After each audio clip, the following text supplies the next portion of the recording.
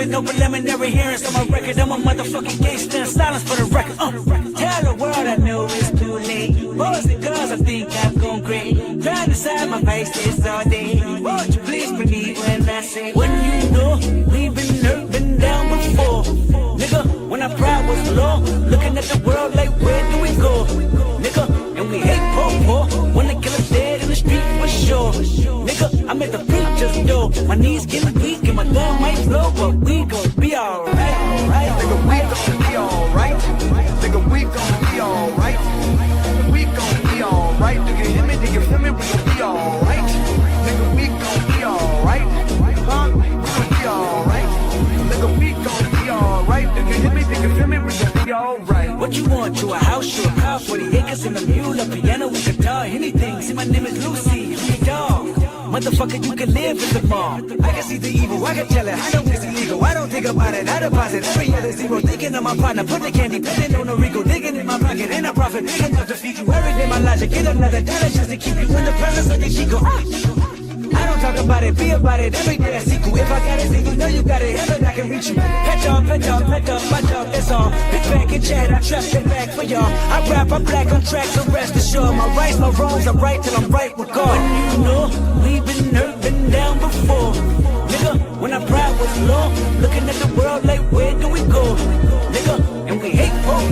Wanna kill us dead in the street for sure. Nigga, I'm at the preacher's door. My knees get weak and my gun might blow, but we gon' be alright. Nigga, we gon' be alright. Nigga, we gon' be alright. We gon' be alright. Do you hear me? Do you feel me? We gon' be alright. Nigga, we gon' be alright. Huh? We gon' be alright. Nigga, we gon' be alright. Do you hear me? Do you feel me? We gon' be alright. I keep my head up high. I cross my heart. Melody is my key. Too afraid of my changes. I'm alright in your favor. Dark nights in my prayers. What's up, cousins? How's everybody doing? Cold Doechii, go to hell. Cause no, I was not taking a shit. Sometimes people just be on other people's time. We just be on CP time. That's it. But what's going on, cousins? How is everybody doing today on this good old Thursday?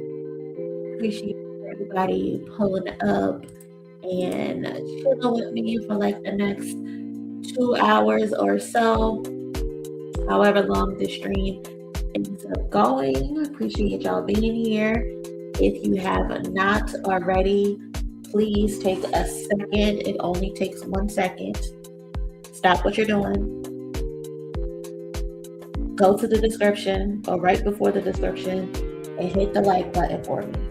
If you can give me one thing, that is what I'm asking for. It's free. Smash the like button. It helps us get into the algorithm. You already know the whole spiel. Do I really have to repeat it? I don't think so. But shout out to the cousins again. Hope y'all have been having a great day today. One day closes to Friday. A new month is upon us. So I hope everybody's feeling good. Shout out to my mods. Y'all heard Unapologetic. Don't have her say it again. Smash the like button. If you are here for the first time, My name is Monie. Monie Love, but everybody just calls me Monie for short. I appreciate you being here. Come join the family, subscribe to the channel as well. Shout out to my mods. I see Kwani in the building. Again, unapologetic. Appreciate you for pulling up, Covenant. Demi in the building. What's going on, Dim? How you feeling today? Who else up in here? But yeah, let's get our roll call because we got a few things to talk about. I have three main topics at least I want to talk about, and then we can look through Twitter and see what else is going on YouTube or whatever and all of that. But I have three main topics I want to talk about. I want to talk about this unfortunate case with the young girl Celeste. I believe she's 14 years old when she was unfortunately murdered by someone who she thought was her boyfriend but was actually a predator, because why is a 20-year-old, when they first started, 18-year-old messing with a minor? I want to talk about that situation because some actual details have come out. The story has been going on for a little while now. There was a lot of speculation, but now that details are actually out, I feel more comfortable talking about the situation with the facts, because this is a very, very, very sad and touchy situation. Also, I wanted to talk about the most random, quote unquote, internet beef that's going on right now, which is between Ariana Grande and Kendrick Lamar. It's just the weirdest shit is always happening. I swear to God, when it pertains to Kendrick Lamar, like, you get these fan bases bent out of shape for nothing, for absolutely nothing. But it's an interesting topic, I guess you could say. And I also wanted to talk about this push of Drake being essentially like reintegrated back into hip hop after the last 2 years. Today is officially 2 years of Euphoria. I feel like that is the best song from the beef. If you had to ask me, I think that is one of the best rap songs based on pure lyricism, performance, delivery, structure, and all of that in history, not just battle songs. So happy Euphoria Day to anyone who celebrates. How many of y'all have listened to the song today? I think I've listened to Euphoria maybe 3 times today. I listened to it twice this morning. 1, going to the grocery store. 2, leaving the grocery store. And then like 3 hours ago, I rewatched a compilation. So I've listened to Euphoria 3 times today. 3 times today. Still feels fresh, brand new. Just a classic record. A fucking classic record. I mean, today hip hop changed forever 2 years ago. So yeah, those are the 3 main topics I wanted to talk about, and then we can look at other trending topics. If y'all have anything, if y'all have any videos y'all want to watch. We have been trying to watch this Doechii video for like the last 2 weeks, I think. So I don't know if we're gonna watch it today, but it's still in my watch later. I have a few videos in my watch later, but we'll see how it goes by the end of the night. Again, do me a favor, smash the like button. I would appreciate that, and let's get our roll call popping first before we kick everything off. So actually, you know what, because I need to write something down for a second.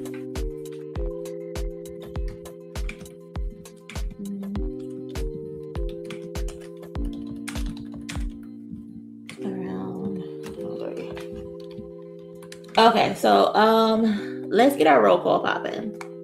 You know how we do. Again, shout out to my mods. Appreciate, love y'all so much for monitoring the chat, keeping everybody in order, making sure people are not being weirdos. Love y'all, love y'all, love y'all.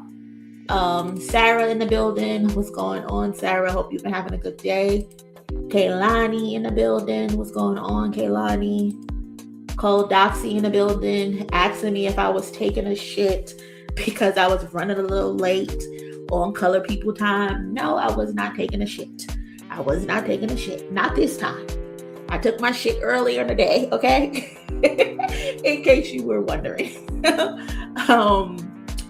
So shout out to you. Shout out to FNZ. Appreciate you pulling up, cousin. Hope you're having a good day. Regal Love in the building. What's going on? Tony, what's up, Tony? You another one who be trying to pick on me, but shout out to you, Tony. Shout out to King. Appreciate you pulling up. Smooth, what's going on, Smooth? Hope you're feeling good. Weird Housewives Club. I like that name. What's up, cousin? How you feeling? Hey, Charlotte. What's going on? Carrington in the building. Big up Barbados in the building. Groovy Collins over there on Twitch. What's going on, cousin? Appreciate you pulling up. Nikki in the building. What's going on? Who else? Lisa. Hey, Lisa. What's up? Natalie. Hey, girly. What is going on? Spiritual John. I like that name too. What's up? What's up? Nash. Appreciate the donation, cousins. 2 hours. Yeah, that's the goal. That's the goal. Let me get real comfortable. That's the goal. We might, I don't know where tonight's going to take us. I don't have anything planned. So we might be here all night. You never know. You never know. TT in the building. What's going on, TT? There go my girl Lex. Lex got a new picture. Lex got a new picture. What the hell, Lex? Is this also how you feeling today? Naomi, what's going on? I'm gonna have to dip for the David's conversation. Will it be first? When can I come back? Yes, it's gonna be first, cousin. Yes, I'm gonna get that topic out of the way because it is kind of heavy. So yeah, we are gonna do that first. In a few minutes, I'm gonna start it. I will let you know right before I start as well again. But yes, trigger warning for anybody.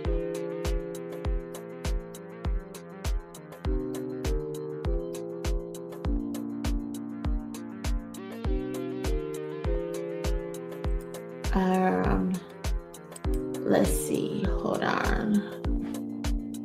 What the hell just happened? What the hell just happened? I look like I lost connection. Are we still connected? I don't know what the hell just happened. I just had a glitch or something. Let me know if we're still connected.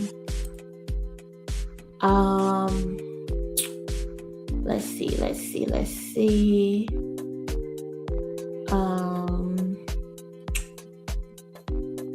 Latrice in the building. What's going on? What is it? The braids?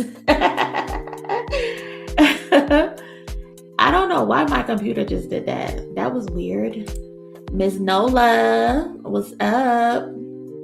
How you feeling? The Koalology in the building. What's up? Hey, Koala. What's going on, cousin? I hope you're feeling good today. Thank you so much for the contribution. Appreciate you. Thank you. Y'all show love to Koala. I'm pretty sure y'all already following, so I know I ain't even got to tell y'all.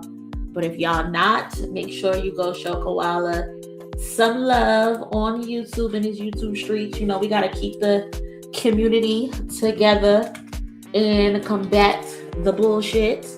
So shout out to my family, Koala, and his channel. I'm gonna drop the link. Y'all go over there and support him if you haven't already. But yeah, so for the cousins who don't want to, talk about this topic, I understand. Come back in maybe 15, 20 minutes or so, because we're about to get started. We're going to talk about this David topic. And I'll see y'all in about 20 minutes or so. Because we got some other stuff that's more funny, to talk about than rather talking about this. So I get it. But yeah, y'all. So I don't know if y'all have been following what has been going on with David. He is a singer. I think he blew up on social media, essentially. And he went viral for a few songs. I know he had a song called Romantic Homicide, which I think caught a lot of people's attention because of the unfortunate parallels to what information was being presented to us all over social media. I low-key feel like social media cracked the code on this case a long time ago. But of course, the police, they have to do their due diligence, prosecutors, investigators, and all of that. They have to do their due diligence, but it feels like it took a very long time for us to get here present day. And based on all of the information that is coming out, all of the evidence that they found, I believe they were saying like there was like 40 terabytes of evidence against this dude. So we're gonna go over some of the evidence just to keep everyone informed. So prosecutors, they're basically laying out that this was a premeditated murder and a cover-up case involving David and Celeste Rivas Hernandez.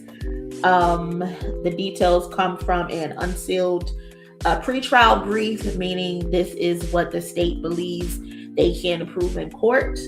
And according to authorities, David and Celeste's quote-unquote relationship, I'm going to say quote-unquote because a minor and an 18-year-old, she can't consent to a fucking relationship with a grown-ass man.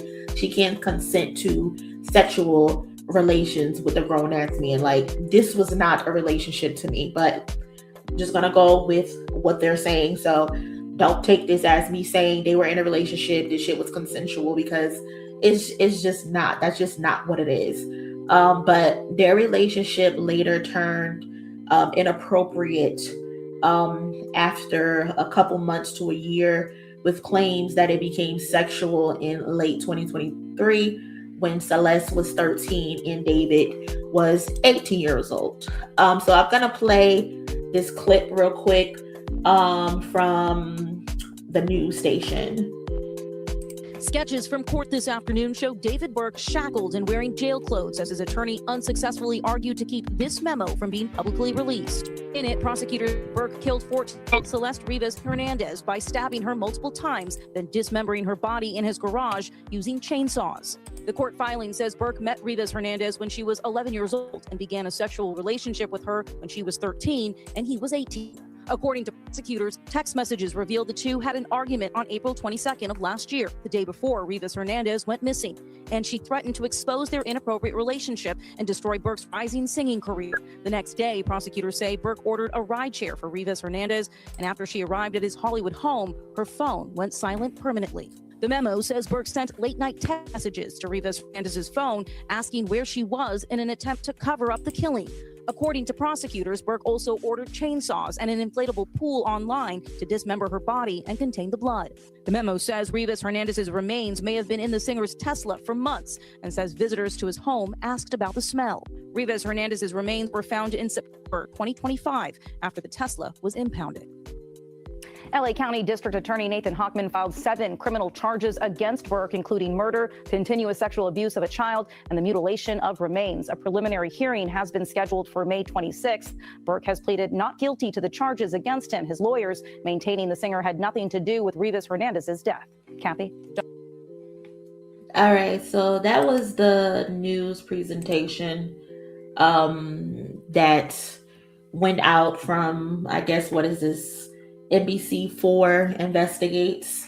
And I had the document, so I'm just gonna reiterate some of the things that I came across that I think stood out in this entire thing, which is, like Sarah said, a very, very awful situation. So when it comes to like the alleged planning and purchasing, this is what the timeline was according to the court document. So prosecutors are arguing that that this entire situation was not a spontaneous situation. It was all planned in advance. So some dates for you. On April 24th, 2025, it is alleged that David ordered a shovel from Home Depot via Postmates. On May 1st, 2025, he ordered two chainsaws from Amazon directly. On May 5th, 2025, he then ordered a body bag. He ordered a heavy-duty trash bag. He ordered a blue inflatable pool. And all the items were purchased under what they believe to be a fake name. The fake name is Victoria Mendez. And on July 7th, 2025, he ordered a burn cage, allegedly to use this cage to destroy any type of evidence that was left behind.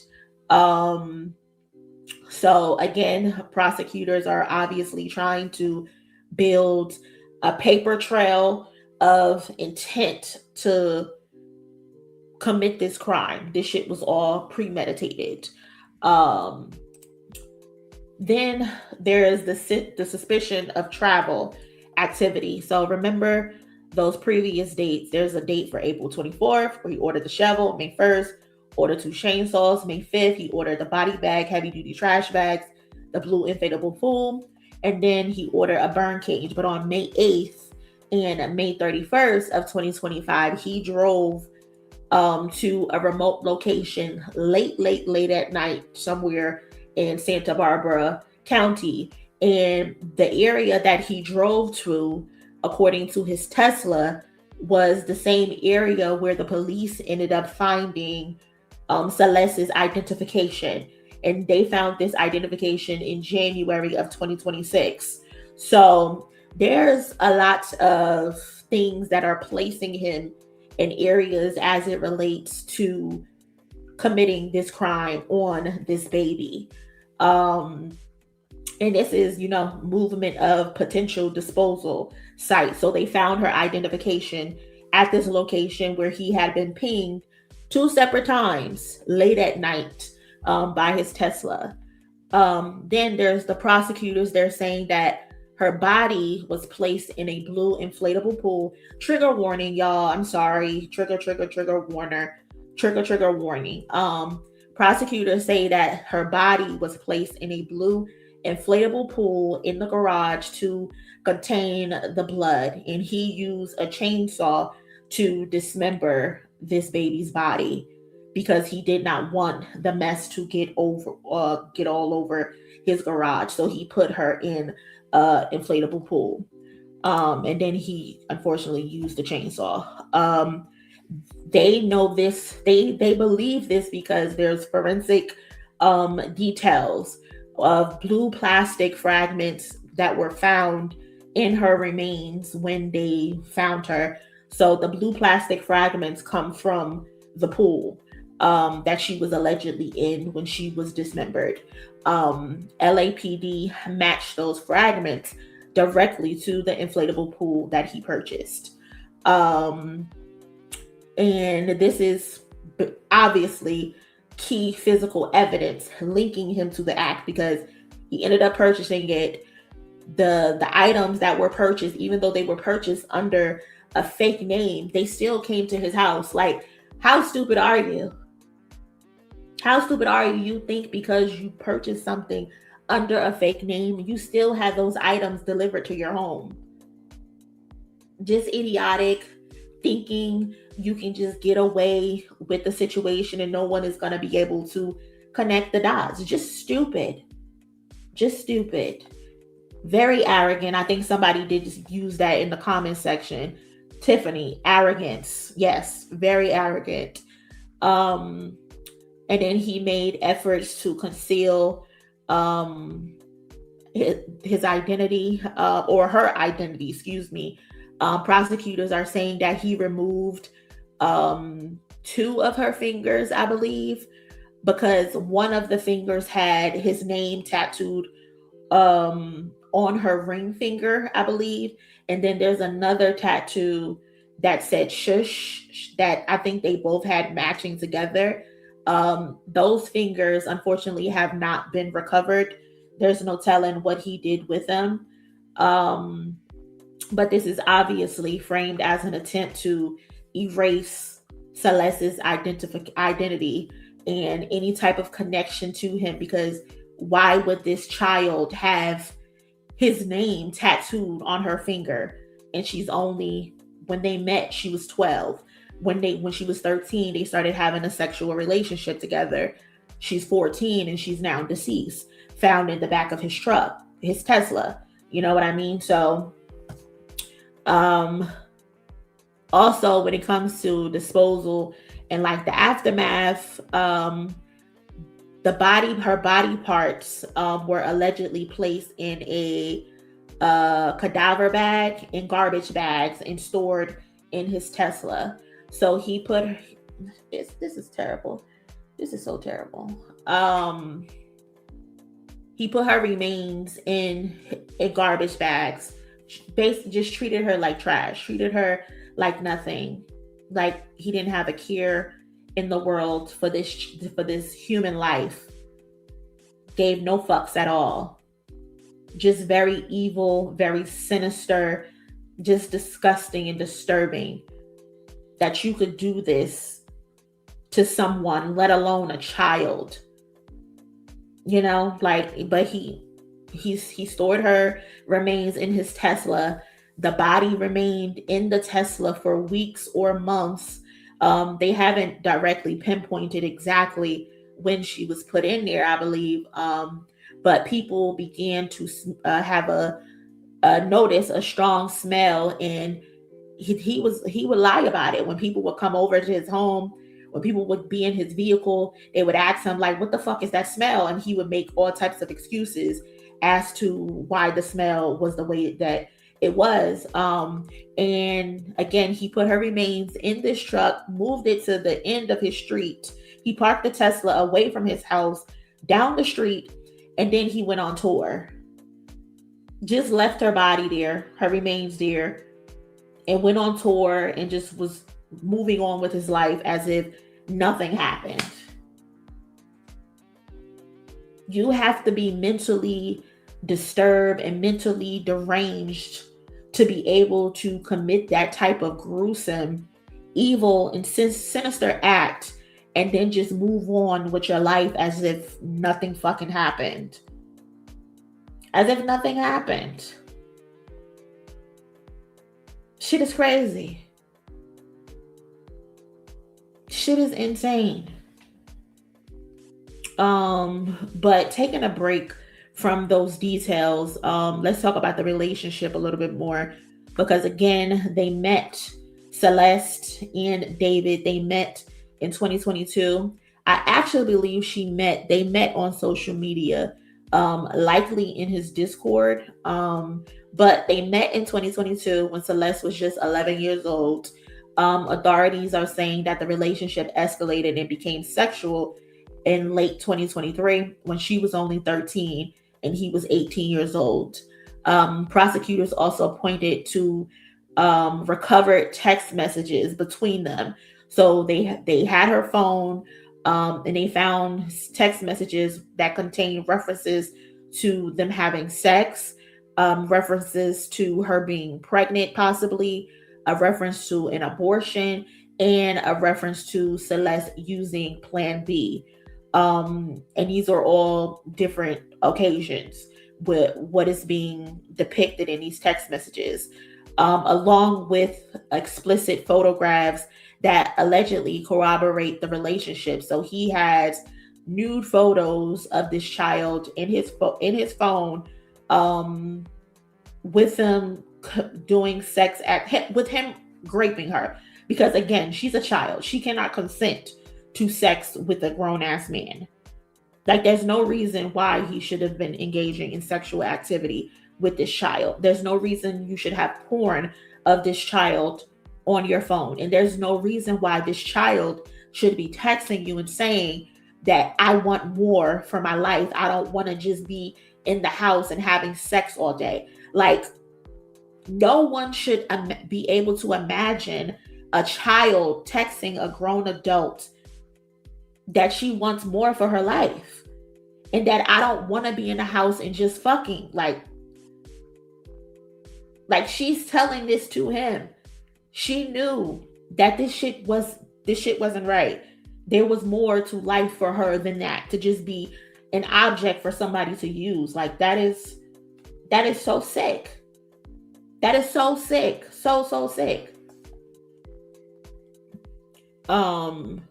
But all of the text messages and shit like that just shows proof that, if anything, he was in fact engaging in a sexual relationship with this girl. And it began when she was 12 or 13 years old, when he was 18, 19 years old. And as far as like her being missing or being reported missing, because everybody's asking like, okay, well, where the fuck was her family when all of this was popping off? You know, like, where was her mother? Where was her father? Like, did she have older siblings or anything like that? And they have it documented that Celeste's family reported her missing on February and April 2024. Authorities contacted David after the initial reports of her going missing because her number appeared in her phone records. After being contacted, she ended up returning home, and her parents took her phone, y'all. Her parents took her phone from her, but prosecutors alleged that he circumvented that by paying one of her classmates $1,000 to be able to give her another phone so they can be able to keep in contact with each other. So she went missing. Police ended up getting her phone records, contacting David, because I guess he was the repeated number that kept coming up on her phone records. They contact him. She ends up going back home. Her parents took her phone, and then he goes and find a classmate. So he knew how young she was. He went and found a classmate and paid that classmate $1,000 fucking dollars to be able to hand her a phone so they can remain in contact. That's how deep this shit went. You're paying other people to be involved in this situation. So not only are you engaging, you're raping a child, you're quote unquote in a relationship with a child, but you're also involving other children by paying them money to be able to keep y'all situation going. Insane. This shows all of this shit was very intentional. He proceeded to keep having contact with her despite the fact that the family took the phone from her. Shit is crazy.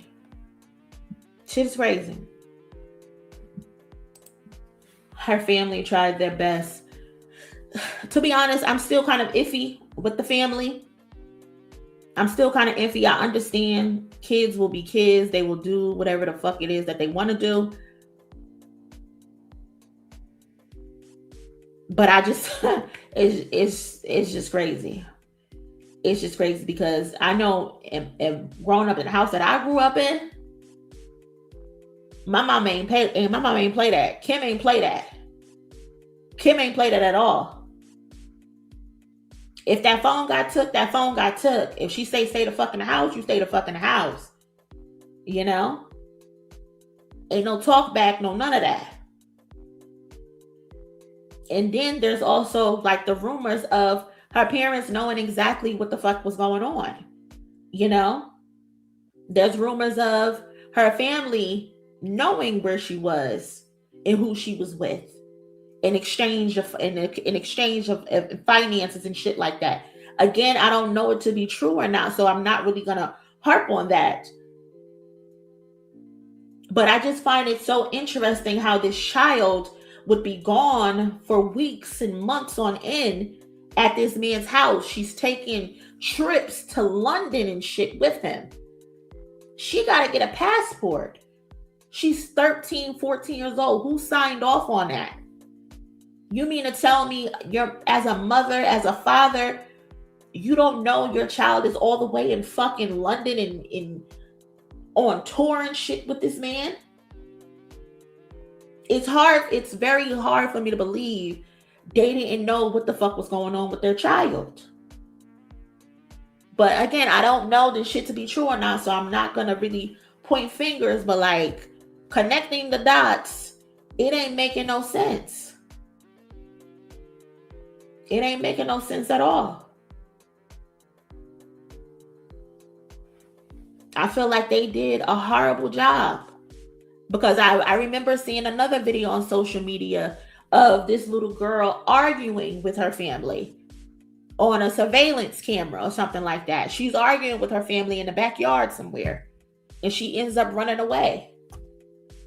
And they tracking every step that she's taking on the CCTV footage and shit like that.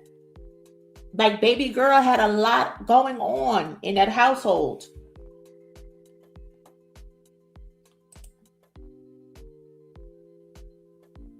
You know, like, shit is crazy. It's sad. But like I was saying, like through 2024, they allegedly traveled to Las Vegas together, traveled to London together, traveled to Texas together, where she met his family. So you mean to tell me she's meeting his family as well, and y'all ain't say nothing? This girl does not look older than 15, 16 at the most.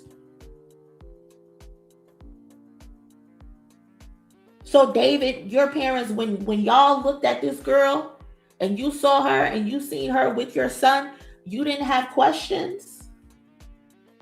This girl does not look older than 16. I know some of the young girls look mature for their ages, but she still had a baby face.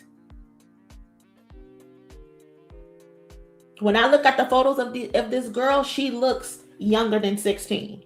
She does not look like an adult. She looks like a fucking baby. And people were saying, oh, she used to wear the hoodies and the glasses to kind of conceal what she actually looked like.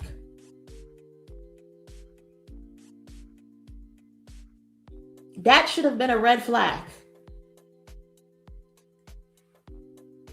That's a fucking red flag right there. So again, as far as it goes with her parents, he done took her to Vegas. He done took her all the way to fucking London. He done took her to Texas. He taking her all across the fucking world. You knew exactly where this girl was at.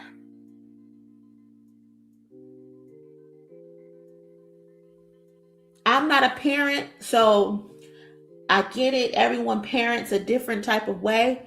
But me, I'm snatching you the fuck up and I'm dragging you home. You not staying in no man's house for months on end, on weeks on end. I'm snatching you the fuck up. Insane. Shit is sad.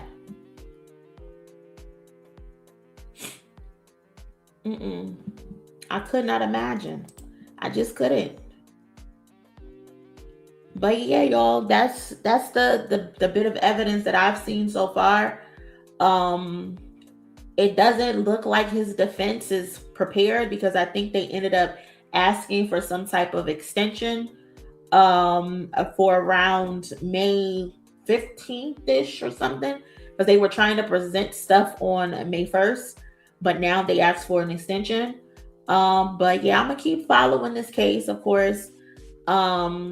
But my takeaways from what has been revealed to the public so far is that this shit was obviously premeditated, with him making the purchases using fake IDs to buy the shovel, to buy the body bags, the chainsaws, the inflatable pool, And then they had the forensic evidence with the pool fragments being in her wounds, so to speak. His efforts to conceal, which is how he handled her body, unfortunately doing what it is that he did to her. The missing fingers, with where she has the David ring finger tattoo, the tattoo that they have that's identical. They both have matching shush tattoos. And then, you know, the driving to the remote locations where her identification ended up being found by searchers. It just a lot of things point directly to him. The text messages, the explicit evidence of him having sexual relationships with her, the pornography, her texting him and telling him that she wanted more for her life than just being someone that he was keeping in the house and having sex with. Everything points to him. Everything points to him. I think there was also footage of someone driving his car, but the person had like on red, had long hair, and people on Instagram ended up pulling the photos from that exact date where they found it was him and his friend. So they were very sloppy with this, very sloppy. No victim blaming in the chat. If you're blaming the victim in this chat room, keep it cute, because we will kick your ass out. We are not blaming no victims in here. This is a child at the end of the day. A baby. He met her at 11 years old. He began grooming her at 12 and 13 years old, when he was 18, 19 years old. We are not pointing fingers at the victim. So don't try that shit up in here. I don't give a damn if we cool or not. One thing we're not gonna do is do that. So I mean, I'm all for people getting their opinions off, but do not blame her for anything that happened to her.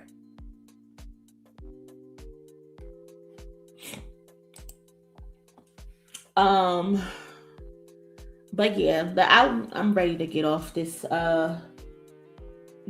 topic for sure, because this is so sad and so unfortunate. God rest her soul. Rest in peace to her. And whoever did this, they are going to be dealt with in this life and in the next life, okay? Crazy. What do we got next up?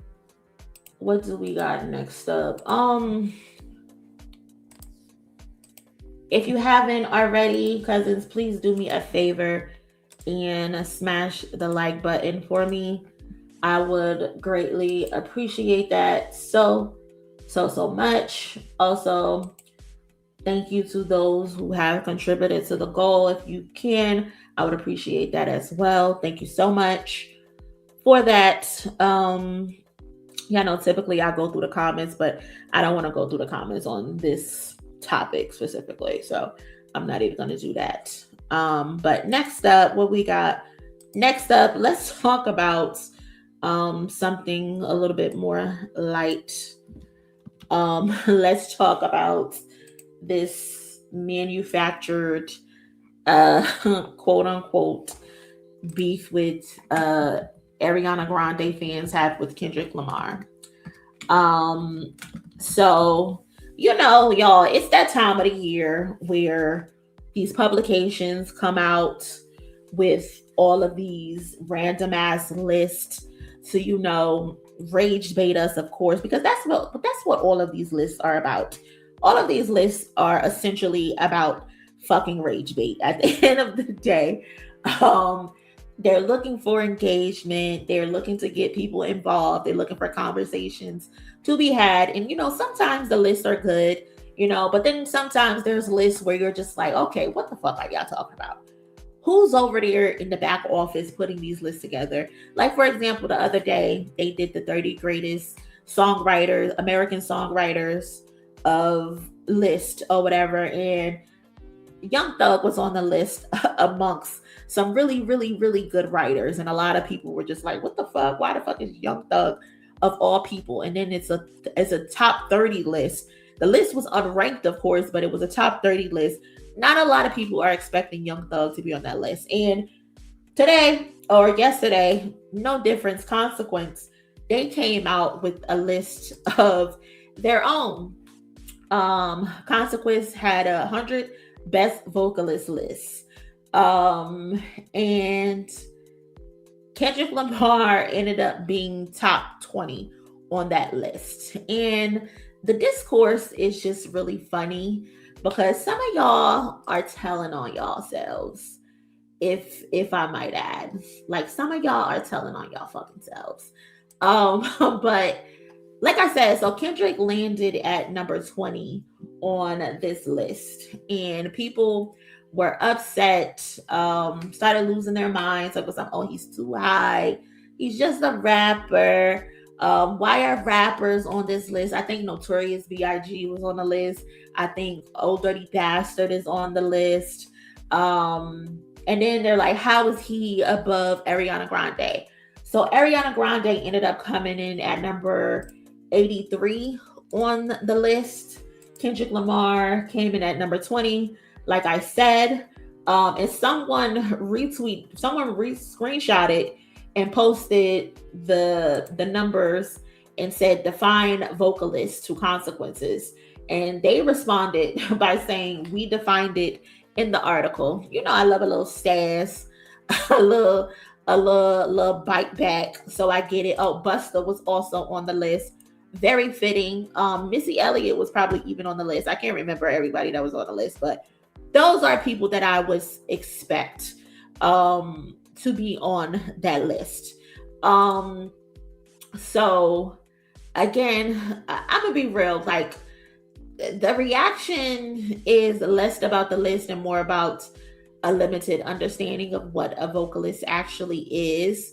And a lot of the discourse comes off very anti-Black, anti-hip-hop, because again, I've seen a lot of people talking about some, why are rappers on the list? Why the fuck can't rappers be on the list? Why can't rappers be on the list? But again, you have a lot of people who are leaning on the definition of a vocalist being and ending with who can hit a high note, who can hit the highest note. So then I can understand why you're confused if you're leaning on the traditional sense of what a vocalist is. But if you actually read the article, that's not what Consequence is measuring with their list. Why can't we let these short Black kings coexist? I can't. Right, Nikki. They said vocalist, not singer. But like, yeah, they literally highlight how Kendrick's voice, how strong it is and why he's, I guess, ranked so high on the list. They point out how Kendrick's voice, quivers when he does certain things. It trembles and it transforms depending on the story that he's telling. And they even reference how he shifts into like his alien tone, pulling from influences like Devin the Dude. You can also correlate that to Andre 3000, Outkast, and all of that. And they talk about how he uses his voice to take you in and out of different realities. And that is textbook vocal performance. And now, but if you compare it to like Ariana Grande, yeah, let's be clear, Ariana is an elite singer when you come to the traditional sense.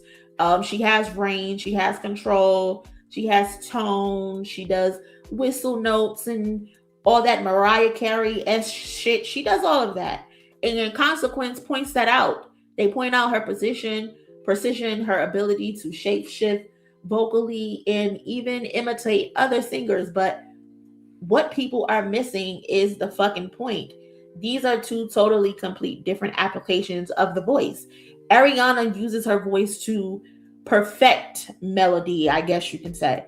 Kendrick is using his voice to embody like emotion, perspective, and character. So when people say he shouldn't be above her, you're trying to force this one size fits all metric onto two artists who aren't even playing the same game, so to speak. So like, if we're going to talk about the music, because that's where this argument really falls apart, like, go listen to You on To Pimp a Butterfly. That is not just rapping. That is a man sounding very broken, a man who sounds drunk, a man who's literally spiraling, crying out for help in real time. Like, his voice is cracking, he's straining, he sounds like he's crying. You would think he's on the fucking floor in the studio with the lights out. He got a bottle of gin next to him, a bottle of Hennessy. He's fucked up. Like, that is vocal performance.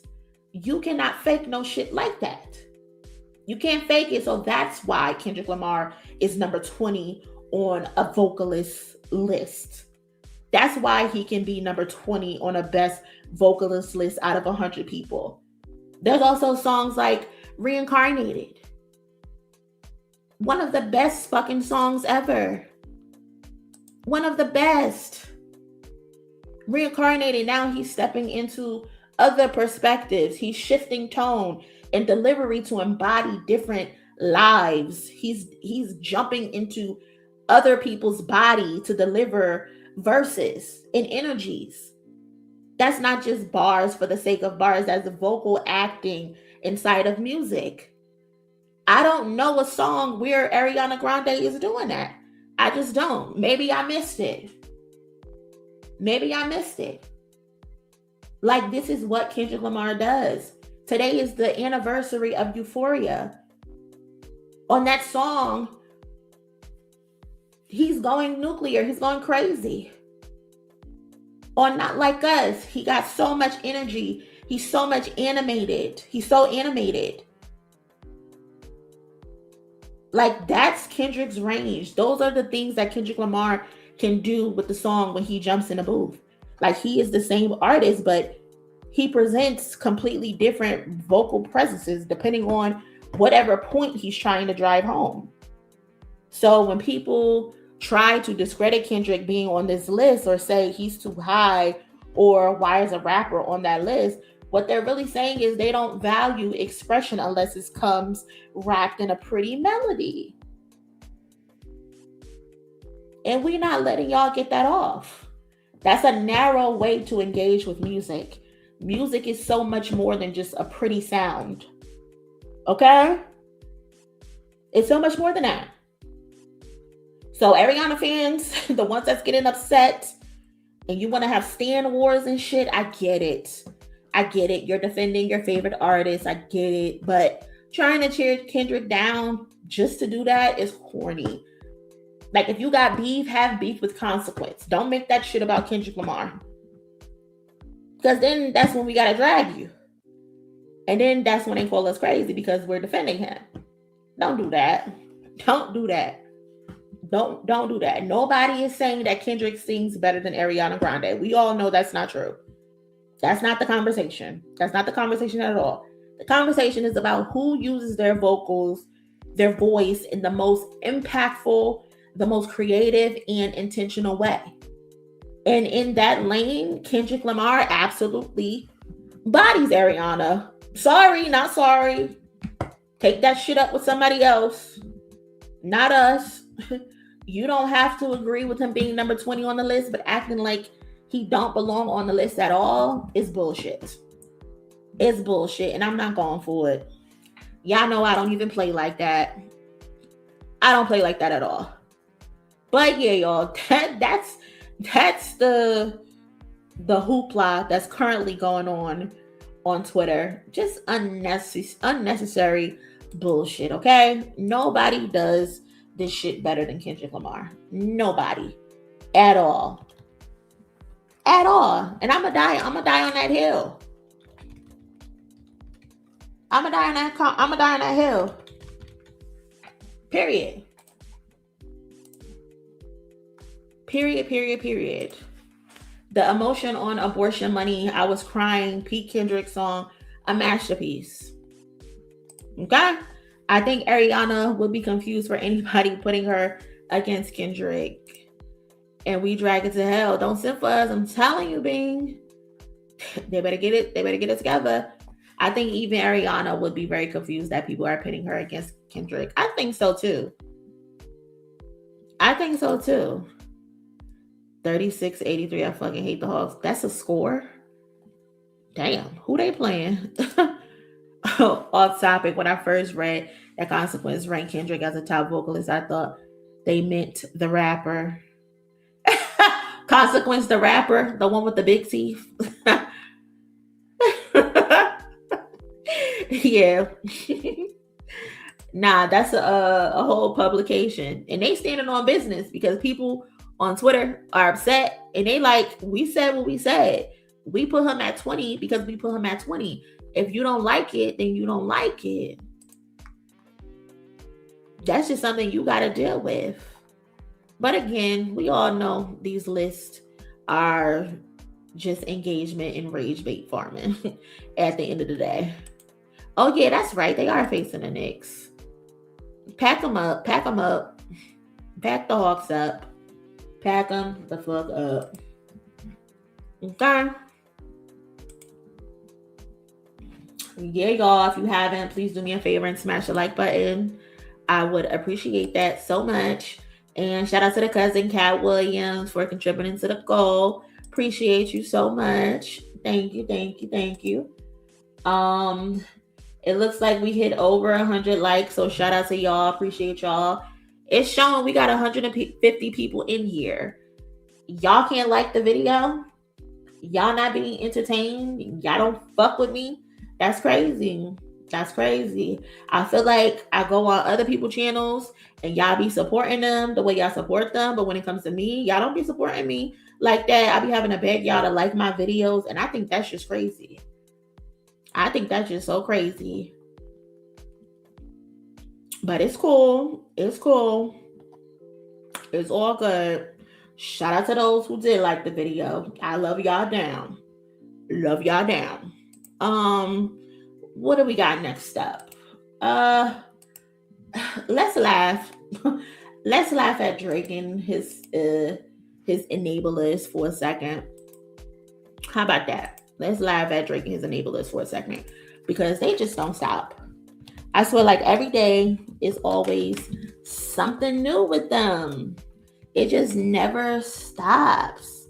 It just never ends. And now, they are on this Drake reintegration kick these days, where they're pretending that, oh, he's coming back. He's been gone for a minute. Now he's back with the jump off. Goons in the club, case something pop off.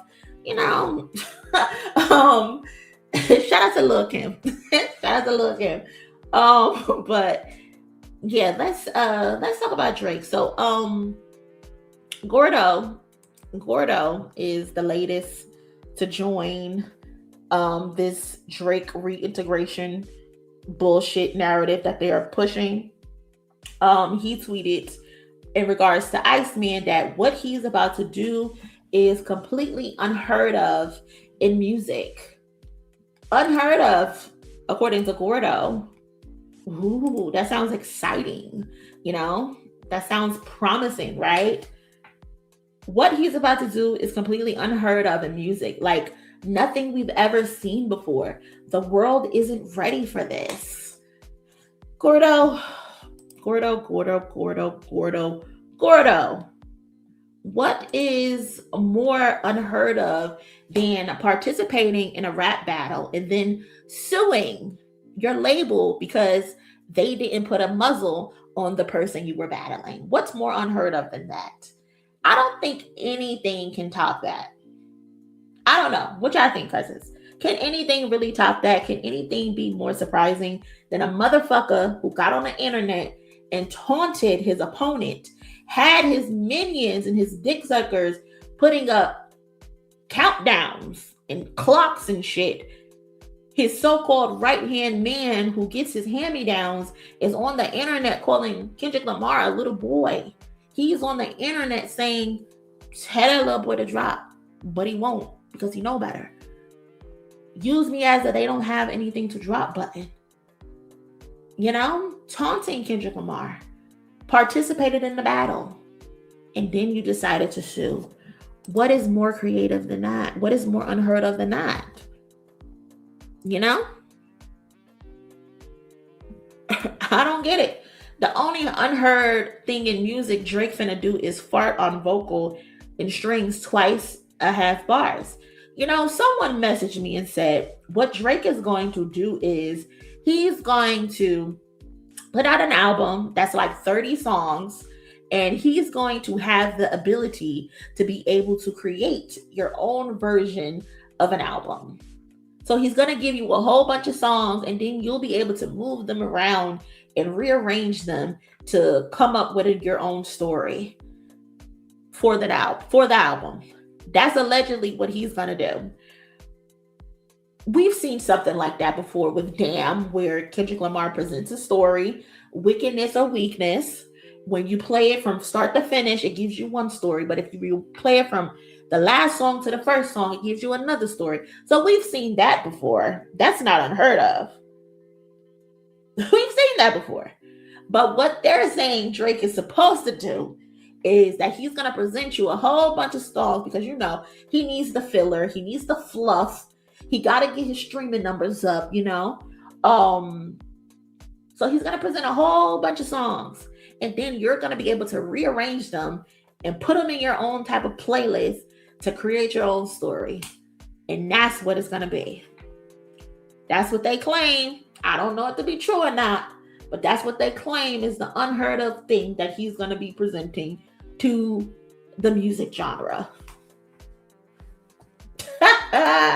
Build a beard Drizzy is crazy locomotion. I can't.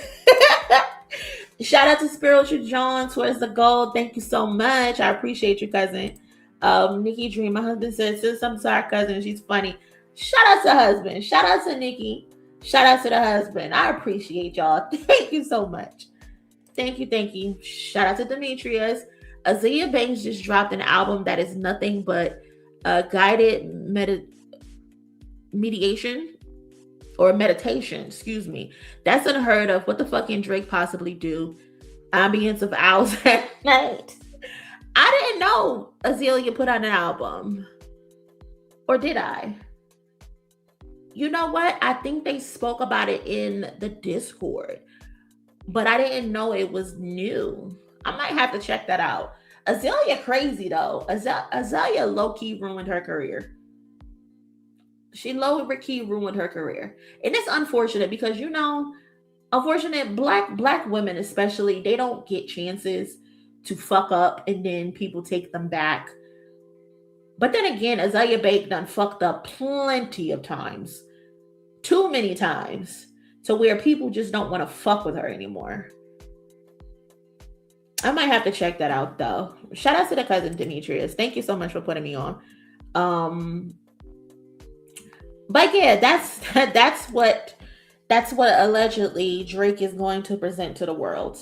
Also, and I thought here's another funny clip before we really, get into the details of the reintegration that's going on, because Cameron is also on that kick where he's talking about how he misses Drake. He misses Drake so much, he's on his platform calling Drake Poppy, saying that I miss you, Poppy. We are at the lowest of low, where you have other grown men on their platform talking some, I miss you, Poppy. What is going on? This shit is crazy. I miss Drake. Come on, Poppy, Champagne Poppy. I'm waiting on you, nigga. Ice Man. I miss you, nigga. I miss. That man said, I miss you. Come on, Poppy. Come on, Poppy. I miss Drake. Come on, Poppy, Champagne Poppy. I'm waiting on you, nigga. Ice Man. I miss you, nigga. I miss Drake. Come on, Poppy, champagne, Poppy. I'm waiting on you, nigga. Ice man. I miss you, nigga. I miss Drake. Come on, Poppy, champagne, Poppy. I'm waiting on you, nigga. Ice man. I miss you, nigga. I miss. This is crazy. This is crazy. I miss you, Poppy. Come on, champagne, Poppy. Men used to build houses. Men used to go to war and die. They used to go to war and die for their family, honor. Now these motherfuckers are sitting on platforms with podcast mics talking about I miss another nigga.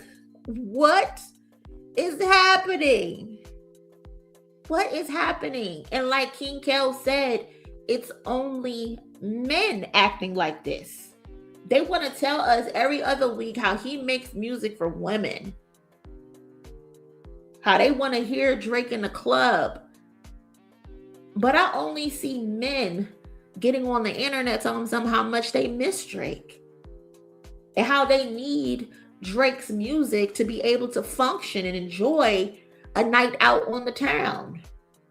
The fact that you're telling me that you can't enjoy yourself, you can't enjoy life unless Drake is slinging sweet nothings in your ear says so much. And I don't want to call you gay because the dolls don't deserve that. The dolls don't deserve that disrespect. The community don't deserve that disrespect. But you motherfuckers are weird. Very weird. And I don't even know what to call it at this point. I don't know what to call it because I can't even make sense of this shit anymore. I have never in my life seen a whole bunch of grown ass men. Like, what is happening? What is happening?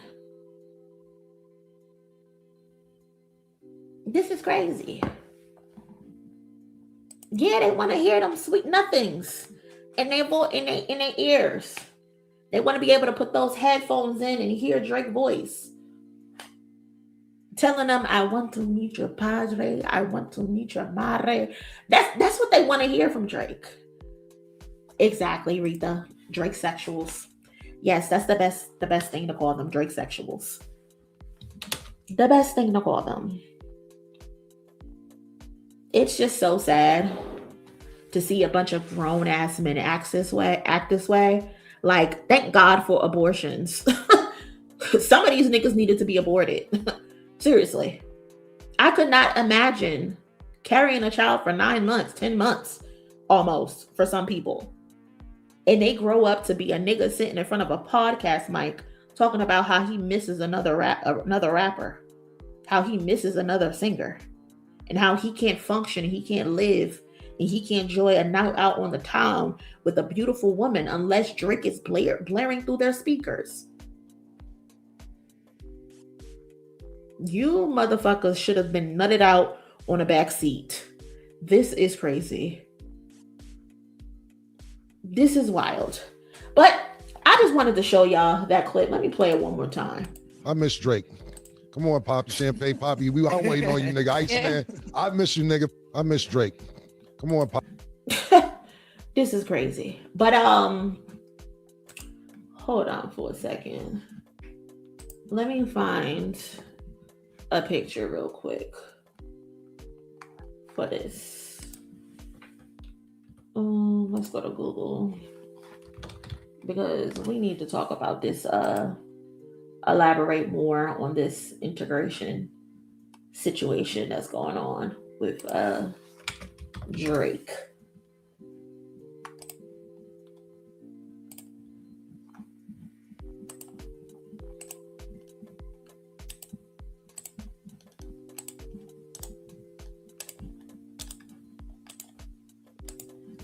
If you haven't, please do me a favor and smash the like button.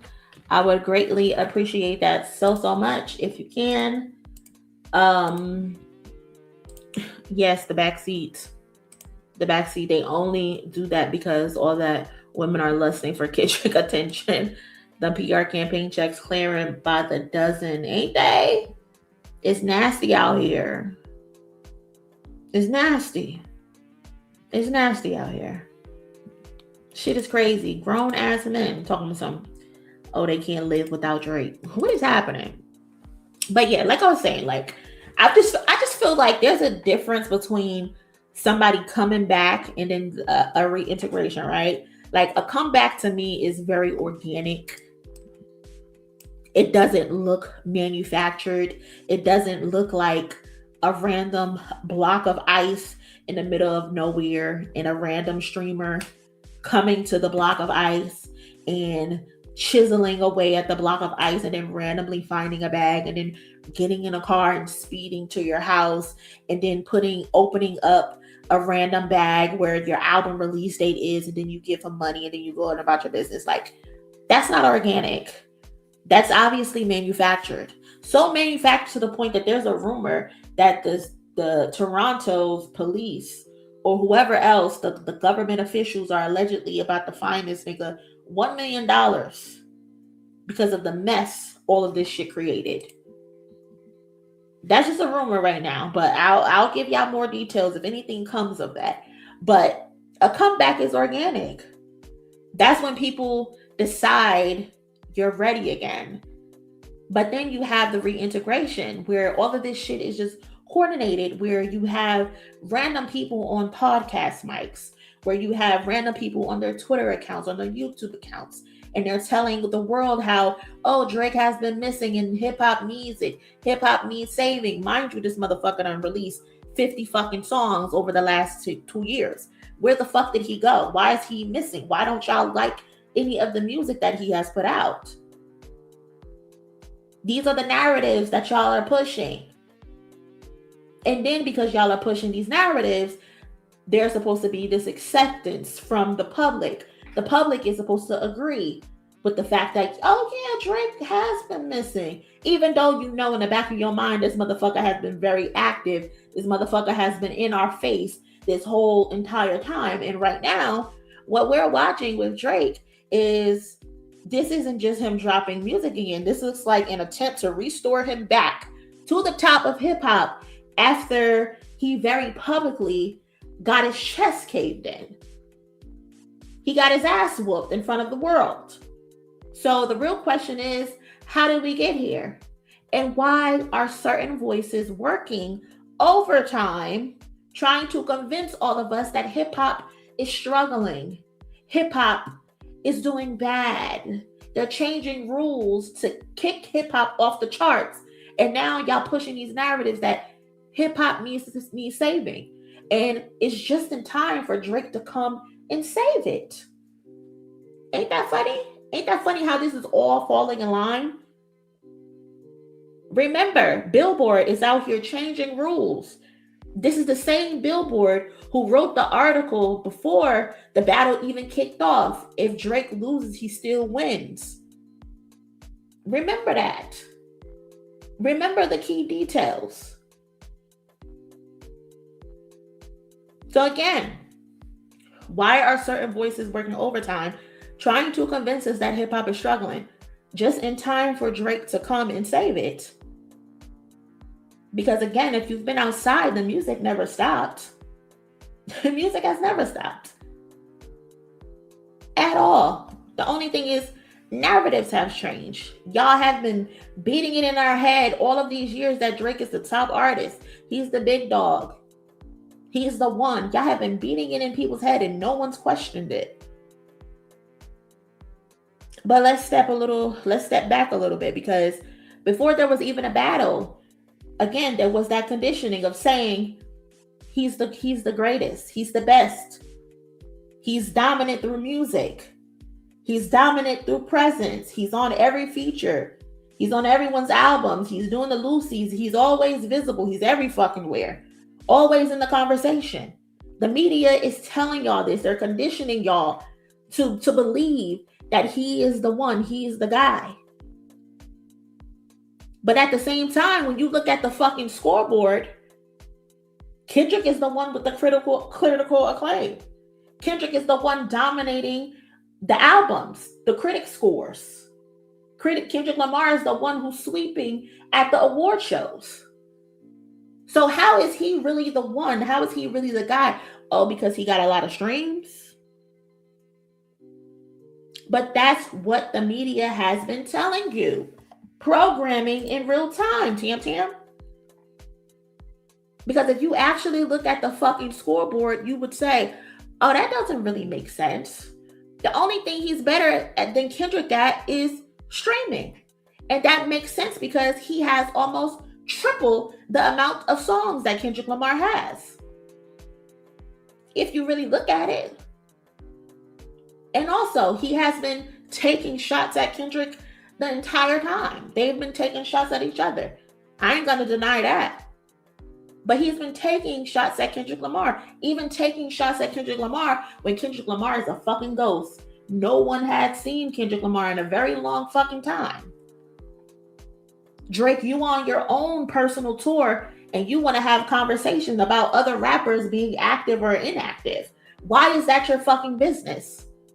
You're in interviews with Elliott Wilson telling me something, oh, I can't wait to see what the future brings between the two other guys I'm always compared to. Oh, these guys like to go home. They like to be with their families. Not me. I'm in a studio. I'm in a club. I'm partying. I'm living it up. That's what you're saying. Why are you worried about these men? Why are you on your tour, on stage, telling me something? I don't know about these guys who go away for 5 years. That ain't me. That's not your fucking business. We don't care that you don't like to be around your family. We don't care that you hate your family. We don't care that you had to take 5 paternity tests for your son because you couldn't believe that that little blonde-haired, blue-eyed little nigga is actually yours. We don't care. You want to get points because you don't like your family? Well, these niggas actually like their family. These niggas actually want to be around their family. That's not a negative. That's a positive. So what's the problem? But that's Drake. So again, he's taking little shots, little subtle shots.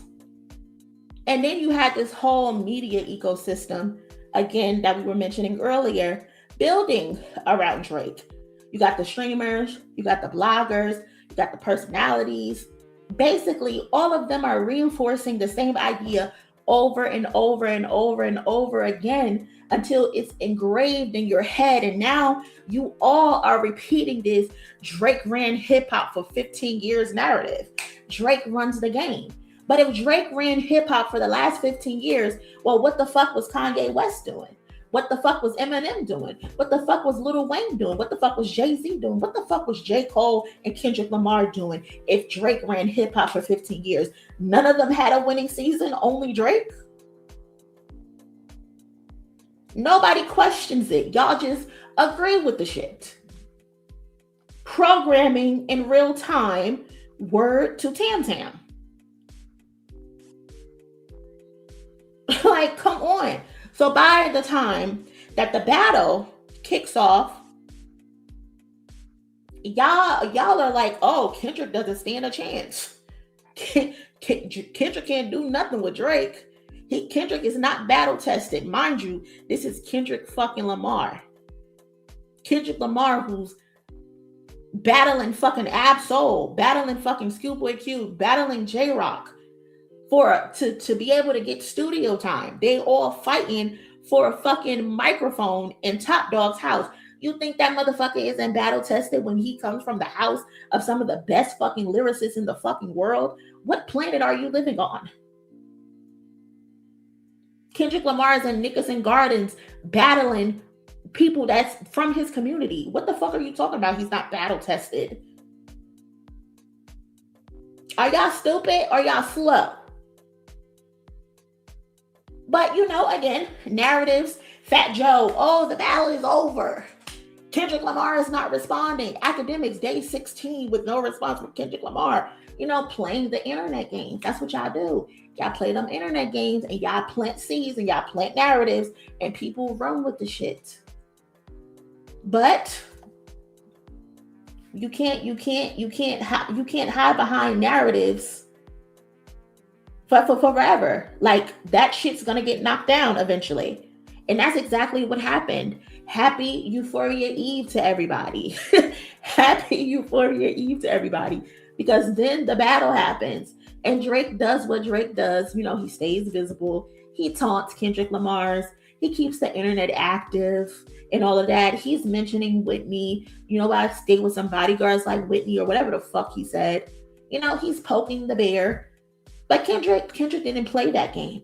He moved with precision. He moved with timing. He moved with intent. Where Drake was everywhere, Kendrick was strategic. Drake is supposed to be the seasoned war general, war veteran, seasoned with preparation. That's a fucking lie. That's a lie. You're not a war general seasoned in no fucking preparation because you got your ass kicked. That's the difference. A motherfucker want to tell you what he is while Kendrick Lamar is showing you who the fuck he is. That's the difference.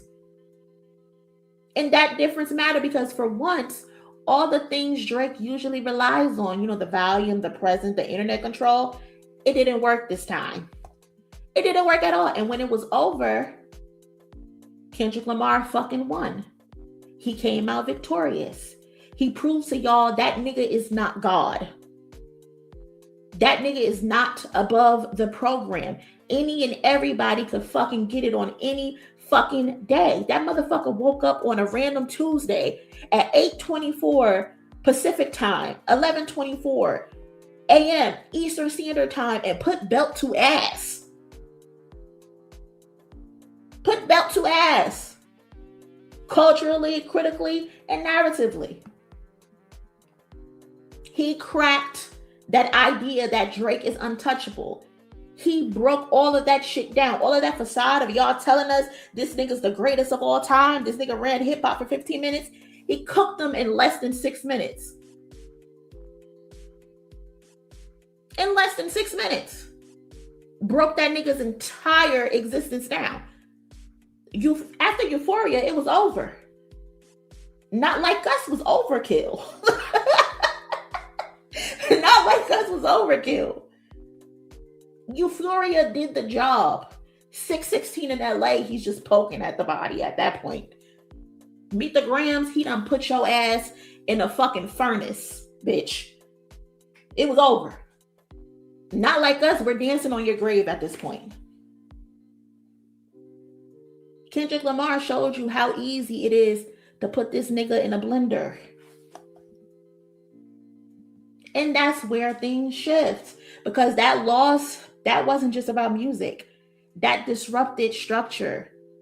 The idea that dropping more automatically means you dominate.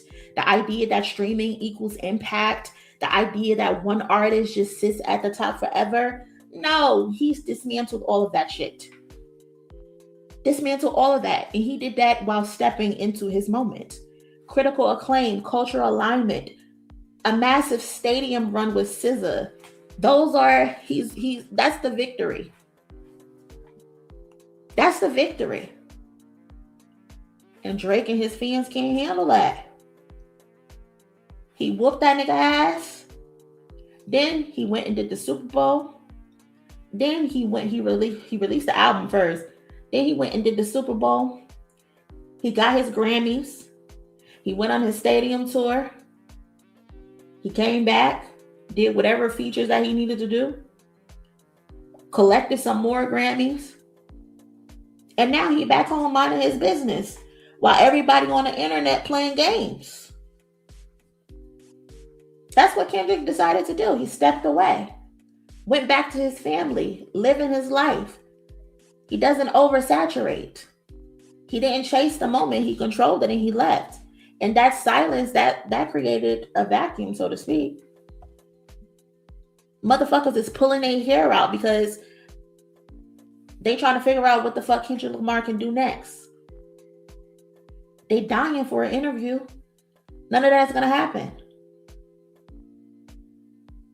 And now that Kendrick has stepped back, Drake, of course, just never went anywhere. Drake has been dropping consistently features, songs, full projects on everybody's fucking stream and everybody's chat box. You all over the internet. So when the people are saying he's been MIA, I need y'all to really fucking get a grip. I need y'all to stop lying. I need y'all to stop being delusional. I need y'all to really think about the shit that y'all are saying, because how is someone missing when they've been dropping nonstop? They're always in our fucking face. He won't go away. He won't leave us alone. Even when he's trying to heal from those fake ass abs, he still won't go away and relax. Your fucking stomach hurts and you're still bothering us. Let those abs heal. They look much better now. I don't know if y'all seen the pictures of his abs, but they look much better now than what they looked like when he first uploaded that picture. But nigga, go away for a second. You keep dropping all this bullshit music, hoping your fans can overnight playlist you into a #1. Just go away. Go be with your son. But no, he don't want to do that. Because that's not reality for him. Drake has been farming, essentially. He just won't let go. He's always out there doing some shit.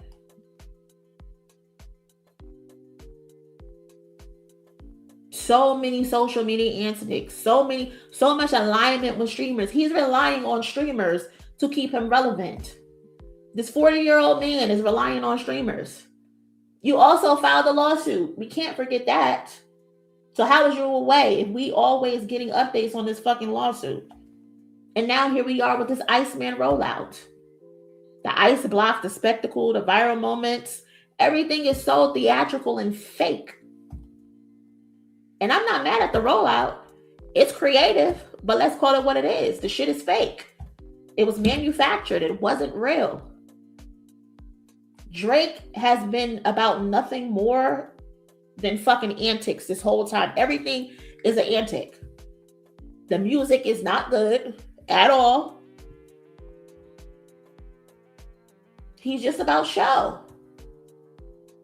This isn't about music. This is about a bunch of bullshit. He's trying to reintroduce this new image to the public. He's trying to reset perception of him.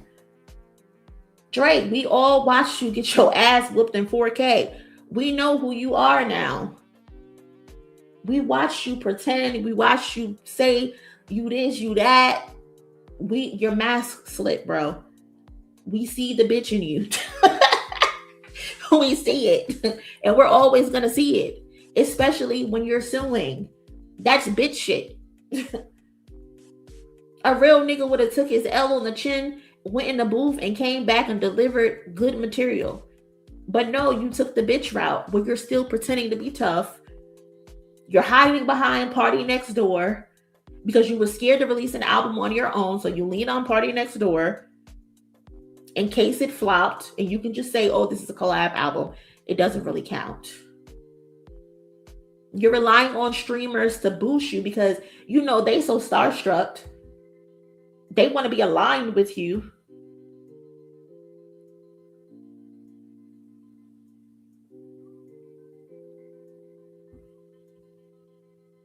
But here we are, present day, where all the eyebrows are being raised because suddenly across all these platforms, the messaging starts to sound the same.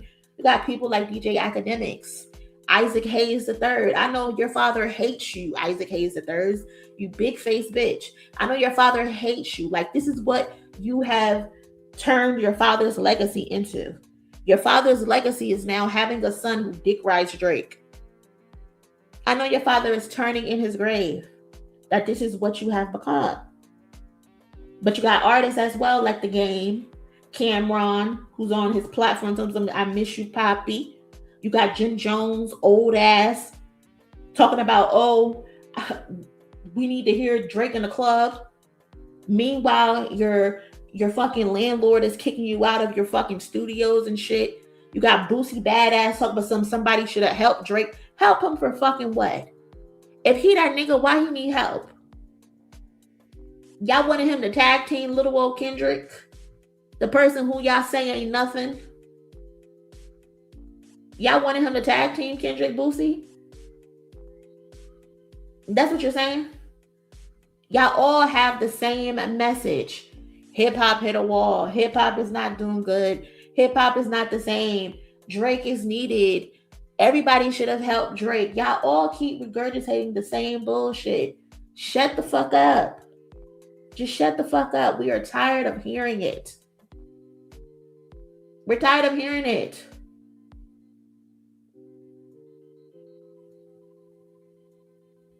All of a sudden, hip hop needs saving, and Drake is the one to do it. And that's so funny to me because didn't Drake and his fans spend the entire battle clowning Kendrick for being called hip hop savior? Huh? Didn't they make that joke? That Kendrick Lamar is hip hop savior? And they're using that shit as a negative? But now suddenly, the whole rollout is built around Drake being the one to save hip hop? What is going on? Come on now. What is happening?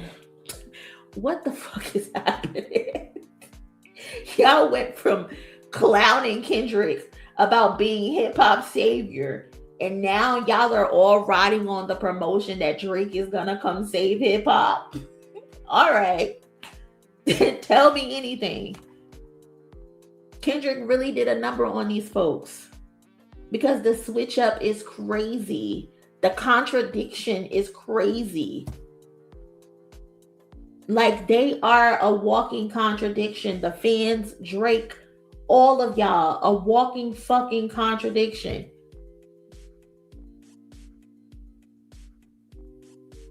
And what is even crazier is that the facts just don't support what y'all are saying. Hip hop has not been quiet. Hip hop has been going phenomenal. Kendrick Lamar did what he was supposed to do. Again, put out a phenomenal album. Number ones, Super Bowl, Grammys, stadium tour, and back home to his family and cooking up the next batch of whatever it is that he got coming pretty soon. Tyler, the Creator, is out here doing his thing, put out 2 albums within the span of a year.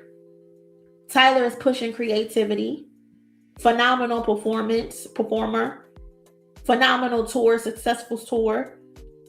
Playboy Cardi, although I don't like the music, he's moving numbers. Cardi B is continuing to make massive noise. The Clips put out a phenomenal album. NBA Youngboy, he's doing whatever he's doing. He just had a phenomenal tour. A lot of people are doing great. There's activity, there is success, there is culture still. It's just y'all niggas that's doing bad. And when I say y'all niggas, it's the niggas that Drake fuck with. Drake is the one who's doing bad. Oh, don't tell me what did I miss with number 2? Don't tell me Nokia went number 2. Of course it went number 2. When y'all are mass buying and y'all are doing overnight playlists out in the open on Twitter. I saw it in real time. Those are not organic hits. Those are y'all doing sleep playlists and going to bed and having the song on a fucking loop. Like, we literally watched y'all do it. So no, those are not organic number 2 hits. Y'all are fighting to get him back to number 1 so y'all can brag about it. When it's gonna mean nothing at the end of the day, because what is the music like? Is the music actually good? Don't tell me about his streams. I don't want to hear about his streams, especially when he's currently in multiple lawsuits where they're talking about his streams, how he's using stake to fund a monopoly to bot his music. I don't want to hear about Drake's stream when there's another lawsuit that's saying that he's had bot farms out the wazoo in fucking Taiwan and fucking Argentina and all these different fucking places. I don't want to hear shit about Drake and his fucking streams. Y'all want to keep telling us every fucking week, oh, he's the most streamed this. Every fucking month, he's the most streamed rapper in the world. He should be. The motherfucker got 400 songs. We don't care. That shit is not, it's not groundbreaking. It's not exciting. How the fuck is he the most streamed all the time, but he's never on these year-end lists? Make it make sense. Tell me about some fucking units. Tell me about that if you want to excite me when it comes to Drake. Tell me what his vinyl numbers are. How many vinyls people are purchasing. Tell me how many CDs people are purchasing. Don't tell me how many times his song has been streamed. I can go right now and put that bitch on a loop and get 1,000 streams in a couple days. That shit means absolutely nothing. What are the reviews on his music? What is the critical acclaim? What are the critics saying? What are the fans saying? Tell me about that. That would excite me. But again, you know, y'all like to say I'm hating. Whatever. I'll be the hater. I'm good with that. I'm good with that. Just stop lying to us. Stop lying and saying, telling us that hip hop is dead just because you want to integrate Drake back into the masses. You want people to accept him again. You want people to not look at him like a freaky ass frog again. You know how that can happen. You know how that can work is Drake actually puts out a good fucking project. That's how you get perception of him to change. I mean, unless you're like me who sees the history of the articles from 2006 and 2018 where he's talking about him being a fucking weirdo with underage girls. But there are some people who have no idea that stuff exists. But if you go out there and put out good music, that will satisfy people. That will satisfy people. Until then, but you keep doing these fucking antics. You got all these people lying for you. It's never gonna work. It's never gonna work. It's never gonna work. We are tired of the sales talking points. We're tired. All of the conversation around Iceman is about what he's gonna sell. How about the conversation about Iceman be about what is it gonna sound like? But no, it's about how much it's gonna sell. And it's like, has Drake not sold when it comes to streams and shit like that? Like, let's be serious. He's always gonna have the streams. We already know how this goes. Playlisting, fan behavior, overnight streams, mass engagement. We've seen the formula. So why are we acting like sales is some sort of mystery? Talk about if the songs are going to be good. But no, that's not what academics want to talk about. That's not what the Joe Budden podcast want to talk about. They want to throw out numbers. They want to set expectations. They want to say he's going to do full 500K the first week. He's going to do 400K the first week. Now, what happens when that doesn't happen? What happens when he sells less than 300K? Are y'all going to call it a flop? That's good numbers, in my opinion. But is it going to be a flop? I'm just pointing this out because I don't want to hear no backtracking. I don't want to see no goalposts moving, academics. I don't want to see no goalposts being moved, Joe Budden podcast. When he does less than 300K. Or when he does right on the cusp of it. What's going to happen? Because y'all are trying to say, oh, well, if he outsells GNX's 320K, mind you, surprise drop. GNX was a surprise drop in the middle of the fucking day. No, the record label didn't even know he was putting out an album. The first day he had 7 hours of tracking. And he still was able to do 300K with no physicals. When those physicals finally went out, those physicals were an additional 300K. So Kendrick Lamar actually could have did 600K first week. But he didn't because he didn't have physicals. So what happens when he doesn't do more than that? Because that's what y'all are trying to rely on. Oh, if he beats Kendrick Lamar's 320, he's back in business. He somehow gets some type of win. The battle is over. It's over.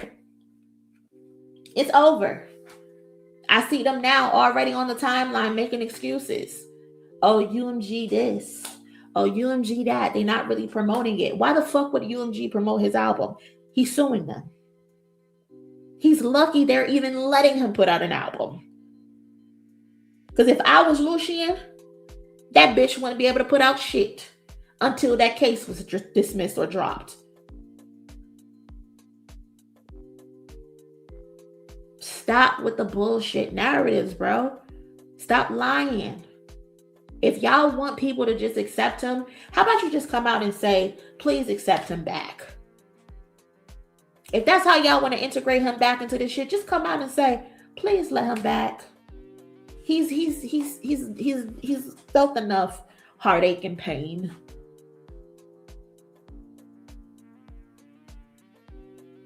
Just stop with the bullshit.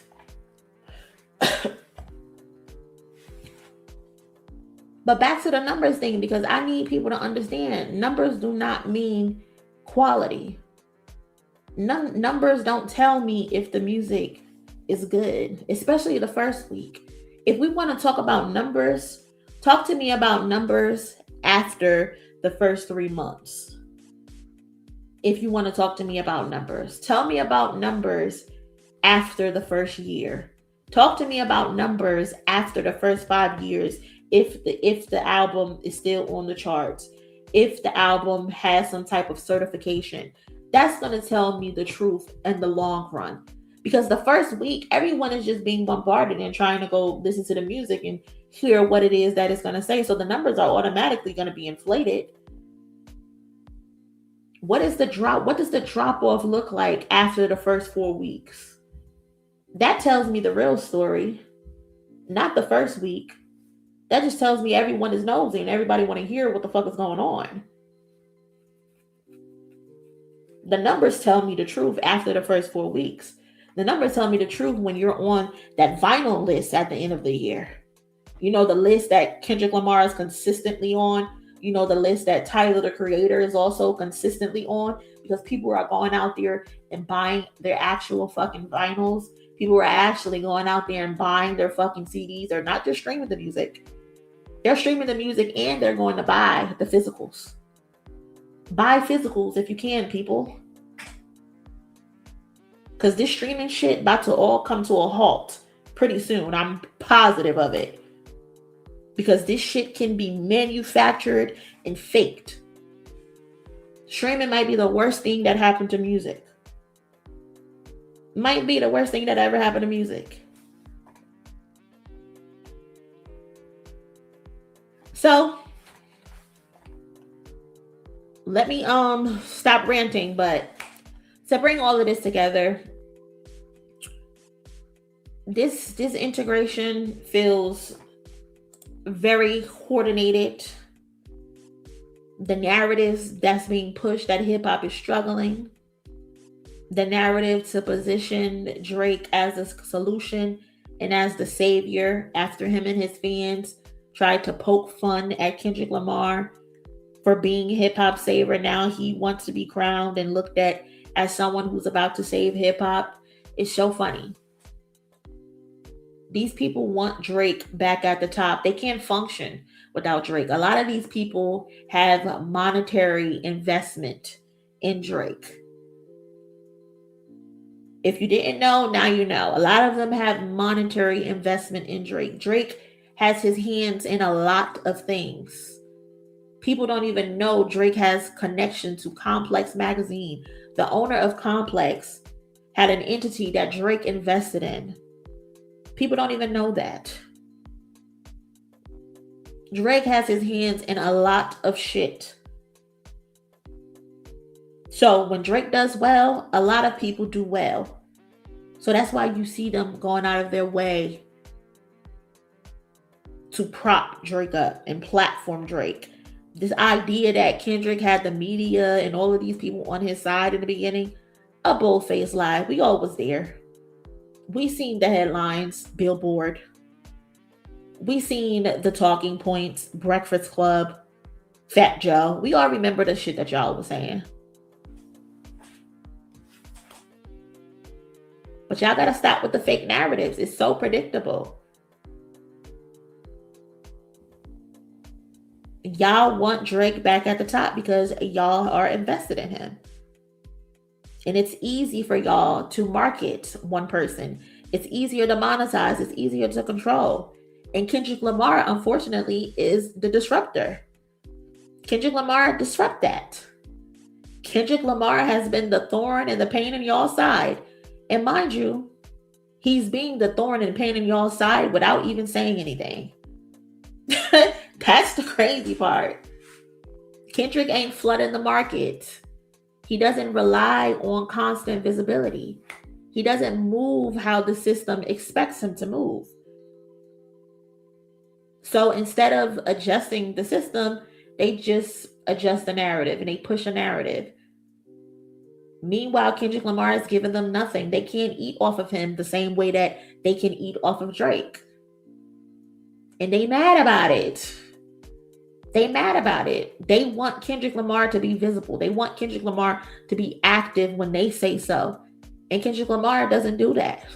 This is why when you see him on the 30 greatest songwriters alive list and he only submits a picture, he doesn't submit an interview like everybody else.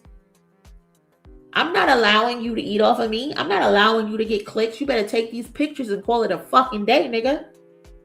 You better enjoy these pictures. And I gave you 2. So make good use of them. You know? That's how Kendrick operates. And they hate it. They hate it. They hate they can't get these random sound bites and these stories from Kendrick. And because they can't, a lot of them want to punish him. They want to push narratives. They enjoy pushing narratives. Oh, we can't get a story from you? Okay, let's make up a story, or let's push a negative story about you. That's what they do. And I hope y'all are noticing.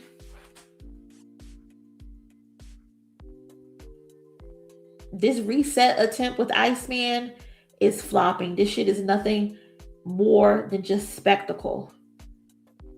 For his sake, I hope the music is good. Am I gonna listen to it? No, I'm not gonna listen to it. I'm pretty sure people in the Discord are gonna listen to it and they're gonna give me their opinion. The only way I'm listening to Iceman is if Skip and DJ do a reaction to it. And that's probably not the right thing to say because this is kind of a music channel and we talk about hip hop and we talk about music. So Monie, why wouldn't you listen to it? But no, he does not deserve a listen from me. Anybody who's suing hip hop, who puts into lawsuit paperwork that Black streamers are participating in anti-Semitism, fuck you. I can't fuck with you. I'm not supporting nothing you say at all. At all. Will I cover a trending topic? Yeah, sure. But I'm not running no streams up for you. You don't deserve streams to be ran up. Fuck you. You are trying to cripple hip hop in real time. Fuck you. And fuck anybody who think he isn't. This man is trying to set a precedent that will allow hip hop lyrics to be used in court. All because UMG didn't treat him like a princess. All because UMG did not put a muzzle on Kendrick Lamar. How the fuck can you volunteer and show up for a battle and then try to police how another person can present their music? Should UMG have put a muzzle on you when you mentioned this man's wife? Should UMG have put a muzzle on you when you mentioned this man's child and best friend? Should UMG have put a muzzle on you when you said this man beats his wife and then you decide to degrade her in the same sentence and tell her to pop ass for you or whatever the fuck you said? So why should UMG put a muzzle on Kendrick Lamar and they should have knew better if they ain't got to do the same for you? You are a spoiled fucking brat. And this is UMG's fault because they created this monster. Y'all did the same shit to Meek Mill when he was going up against Meek Mill. Y'all put a muzzle on Meek Mill, even though he was just stupid. You know, he ride the short bus. But then y'all also did the same thing to Pusha T. when y'all took the story of Adidon down. Difference is y'all couldn't do that to Kendrick Lamar because he decided that he knew what the fuck he was getting into. He made sure his affairs was in order. Drake, that's how you move like a war general seasoned in preparation. You go into this shit with your ducks in a row, you fucking goof. Ain't that what you be calling people? A goof? Kendrick Lamar showed you how to play the fucking game.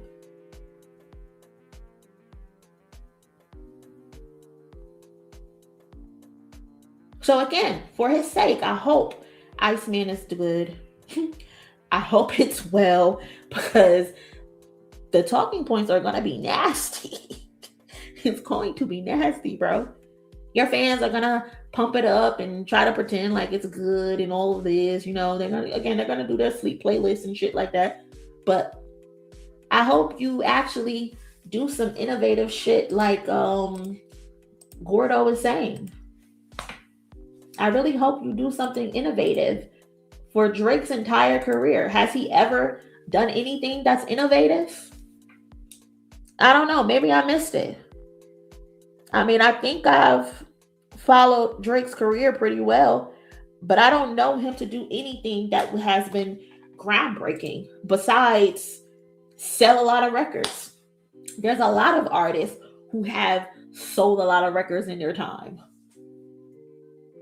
That's the only thing that you've ever done that's been innovative?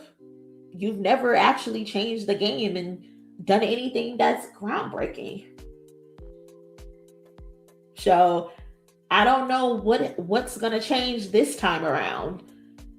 20 plus years or so into your career, you're finally doing something that's going to be completely unheard of in music, like nothing we've ever seen before. You've never stopped time with a self-titled album like Beyonce and single-handedly changed the day that music is reviewed and listened to. Beyonce did that. You don't got a Lemonade under your belt. You don't got a Thriller under your belt where you're crowned the king of Halloween for the remaining of your life and afterlife. You're not the queen of Christmas like Mariah Carey.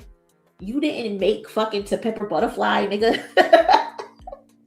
You didn't make Damn, nigga, where your album can be played in reverse and you get a Pulitzer Prize from it. What have you ever done that's been groundbreaking for the last 20 plus years in your career, whereas now you're going to do that? I mean, am I wrong for thinking that and saying that? Am I hating? I don't know. I'm just looking at the facts. That's the problem. A lot of y'all don't want to look at the facts. Y'all want to just pull shit out the sky. Y'all want to pull shit out your booty hole to make him look more than what he is. What has this nigga ever done that's been groundbreaking? I mean, I like God's Plan. That's a good song. But we've heard a lot of good songs before from other people. I don't know. The only thing that Drake has ever done that's been unheard of before in his career is participate in a rap battle and then fucking sue for it. That's the only thing that he's ever done that's been unheard of.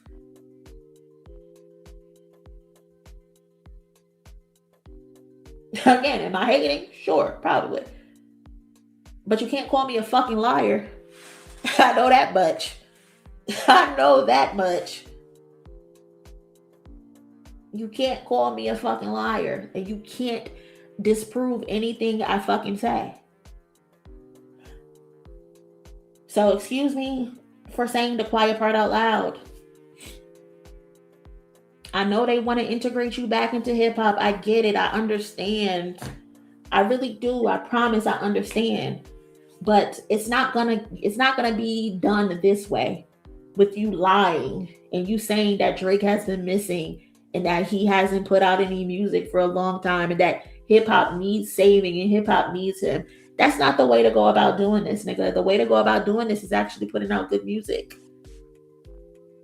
Do you know how much more accepting you probably would have been if you would have just took your L in stride, went away, and then came back with this album? a lot more people would have been interested. But no, for the last 2 years, you have been fucking playing. You have been playing. So yeah, we'll see. We're gonna see how this all goes and how this all maps out. When is his album due? In 15 days or something like that. Hopefully it's good. Hope it excites his fans. Maybe it'll keep them busy. I doubt it though. I doubt it's gonna keep them busy, because the day that they found out when the album was coming out, they online tweeting about Kendrick. And I just didn't understand that. They had Kendrick Lamar trending. That shit just didn't make any type of sense to me. At all. It seems like they are more obsessed with Kendrick than actually liking Drake. And that's unfortunate for them. That's very unfortunate. Let me see. If you haven't already, please do me a favor and smash the like button. Trying to get over 200 likes if we can. I think right now it says we're at 193. So shout out to y'all. Shout out to Rita. Appreciate the donation, cousin. Love when Monie goes in. Thank you. Shout out to my girl Lex. Y'all love to act like Drake ain't have to battle or struggle. You saw how we talked to his mama and he never got that tuna bagel. I can't. Him and that tuna bagel is crazy. Like, he was really upset about that fucking tuna bagel. He was so upset that lady didn't give him his tuna bagel. And I can't. I've never thought to put tuna fish on a bagel. Like, I don't know how that... I mean, it probably tastes the same as putting tuna on regular bread, but it's just interesting that he decided to do a tuna bagel. I don't know. But we shall see. How many of y'all are gonna actually listen to the album? Are y'all gonna listen to the album, cousins? Let me know. If you're gonna listen to the album, put it in the chat. Say yes or no. Put yes or no in the chat. Do me that favor right now. Yes or no in the chat. Hold up, let's see. Let me make this bigger so we can see it on the screen. If y'all gonna listen.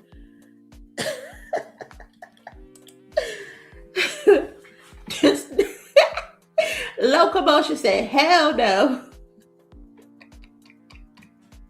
Not on purpose.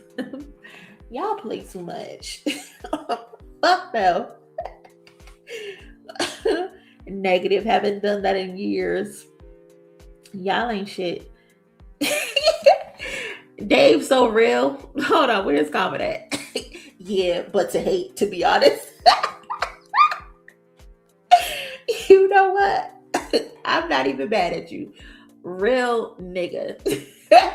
And you in this J. Cole bald-headed picture is so crazy.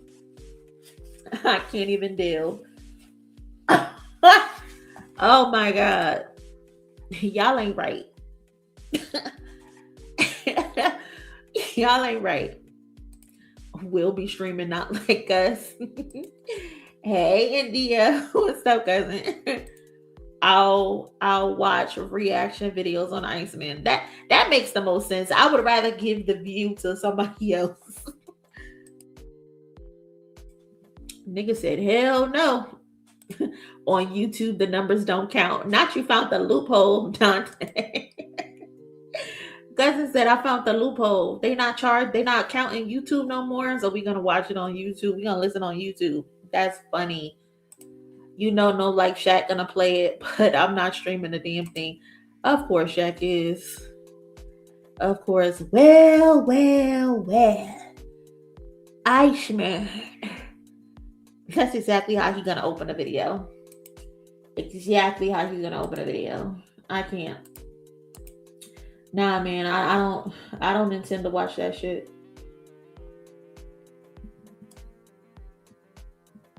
I'm good.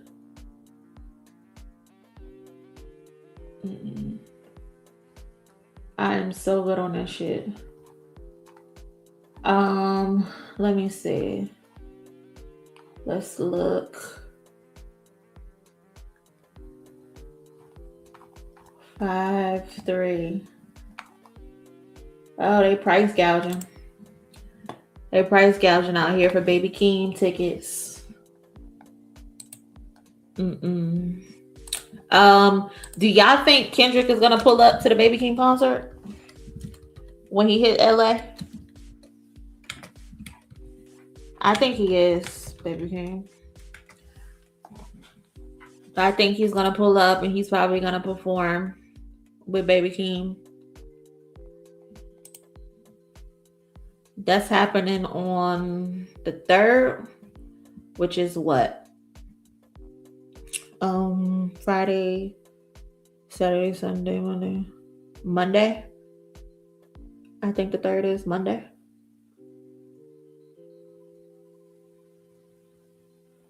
Yeah. You gonna pull up to one of them. Any of y'all going to the show? Is any of y'all going to the show in Los Angeles? I want Momo to pull up. That'll be cool. I think that'll be dope. Yeah, to do Family Ties and Good Flirts. That'll be fire. I'm a boycott Kendrick until he dropped that snippet. Man, we ain't never getting that snippet. The 3rd is Sunday. Oh, yeah. I'm asking what day that is, and the damn dates are on here. I'm not even looking. The damn dates are on here. Sunday is the 3rd, and then Monday is the 4th.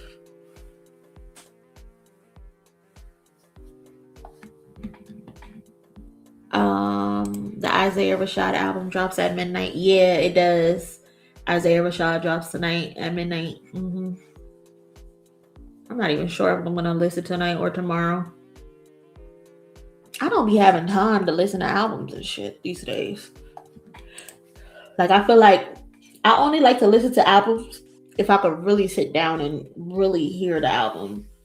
I don't want to listen to an album and it's just, noise in the background. But it would be pretty cool if he pulled up to perform with Baby Keem in LA. That would be dope. But what else we got on this? Let's get into our Twitter recaps and see what we got going on these Twitter streets. So Beyonce, I know Beyonce is so fucking tired of the Beehive because anytime she do something, we on social media reporting on it. So I know she's so fucking tired of the Beehive because, like, damn, a bitch can't even wipe her ass without y'all reporting on it. What the fuck? But Beyonce basically has removed all the merchandise for Cowboy Carter from her website. And the other day, she also posted an old interview of Destiny's Child with Stevie Nicks. Now, it was the anniversary of Survivor. The other day, she posted about it. Michelle and Kelly both posted about it. Beyonce very rarely posts about anniversary. She also posted about Lemonade, its anniversary. So people thought that was very interesting that she posted. Stevie Nicks, as you know, they sampled Stevie Nicks on Bootylicious, the guitar riff at the beginning and intertwined into the song. And people think that Stevie Nicks might be a feature on the album, the rock album. So a lot of people think that the Act 3 is on the way based on a lot of Beyonce's recent activity, even though Yvette, her publicist, she has been all on Twitter trying to tell everybody, ain't no album coming, blah, blah, blah, blah. Yvette, shut the fuck up. Be quiet. Because when we really need you to rectify some shit, to debunk some shit, you ain't nowhere to be found. Because where the fuck was you at when they was talking about Beyonce killed Tupac at 15 years old? I know it's silly, but if you want to rectify some shit and shut down some fan theories, like, why are you trying to be a party pooper? Let these fans come up with whatever fan theories that they want to come up with. It's all in fun. But here you come talking about something, no, this isn't true, this isn't real. Like, girl, that was not necessary. Why the hell you ain't debunk some shit when they was on TikTok with that She Knows trending sound? Talking about she done killed Aaliyah, she done killed Tupac. They talking about she was in a room with Diddy and shit like that. That's when you put out a statement. But no, you want to be all on Instagram, you want to be on Twitter, you want to be in people's inbox talking about ain't no album coming. Girl, move out the way. Move out the damn way. Don't piss me off. The hell type shit you got going on. But yeah, y'all, I don't know. I hope Act 3 is on the way soon. I'm looking forward to some new Beyonce music. I wasn't personally really a big fan of Cowboy Carter. Like, I like the music. Like, I think Cowboy Carter might have been like her best vocal performance in a very, very long time. But some of the songs were just not for me personally. But I know it's a phenomenal album, so I'm looking forward to what she does next. Renaissance might be Beyonce's best album. I'm willing to die on that hill. I'm willing to say Renaissance is Beyonce's best album, not named Lemonade, because Renaissance is just so good. And then the tour, the movie, it's just too good. Too fucking good. So I'm looking forward to what it is that Beyonce got coming next, especially with a rock album. I love Don't Hurt Yourself. I love Kitty Cats. I love when she does her rock shit. Like, even Freakum Dress has some riffs of rock in it. So I'm looking forward to what it is that she comes with. Now,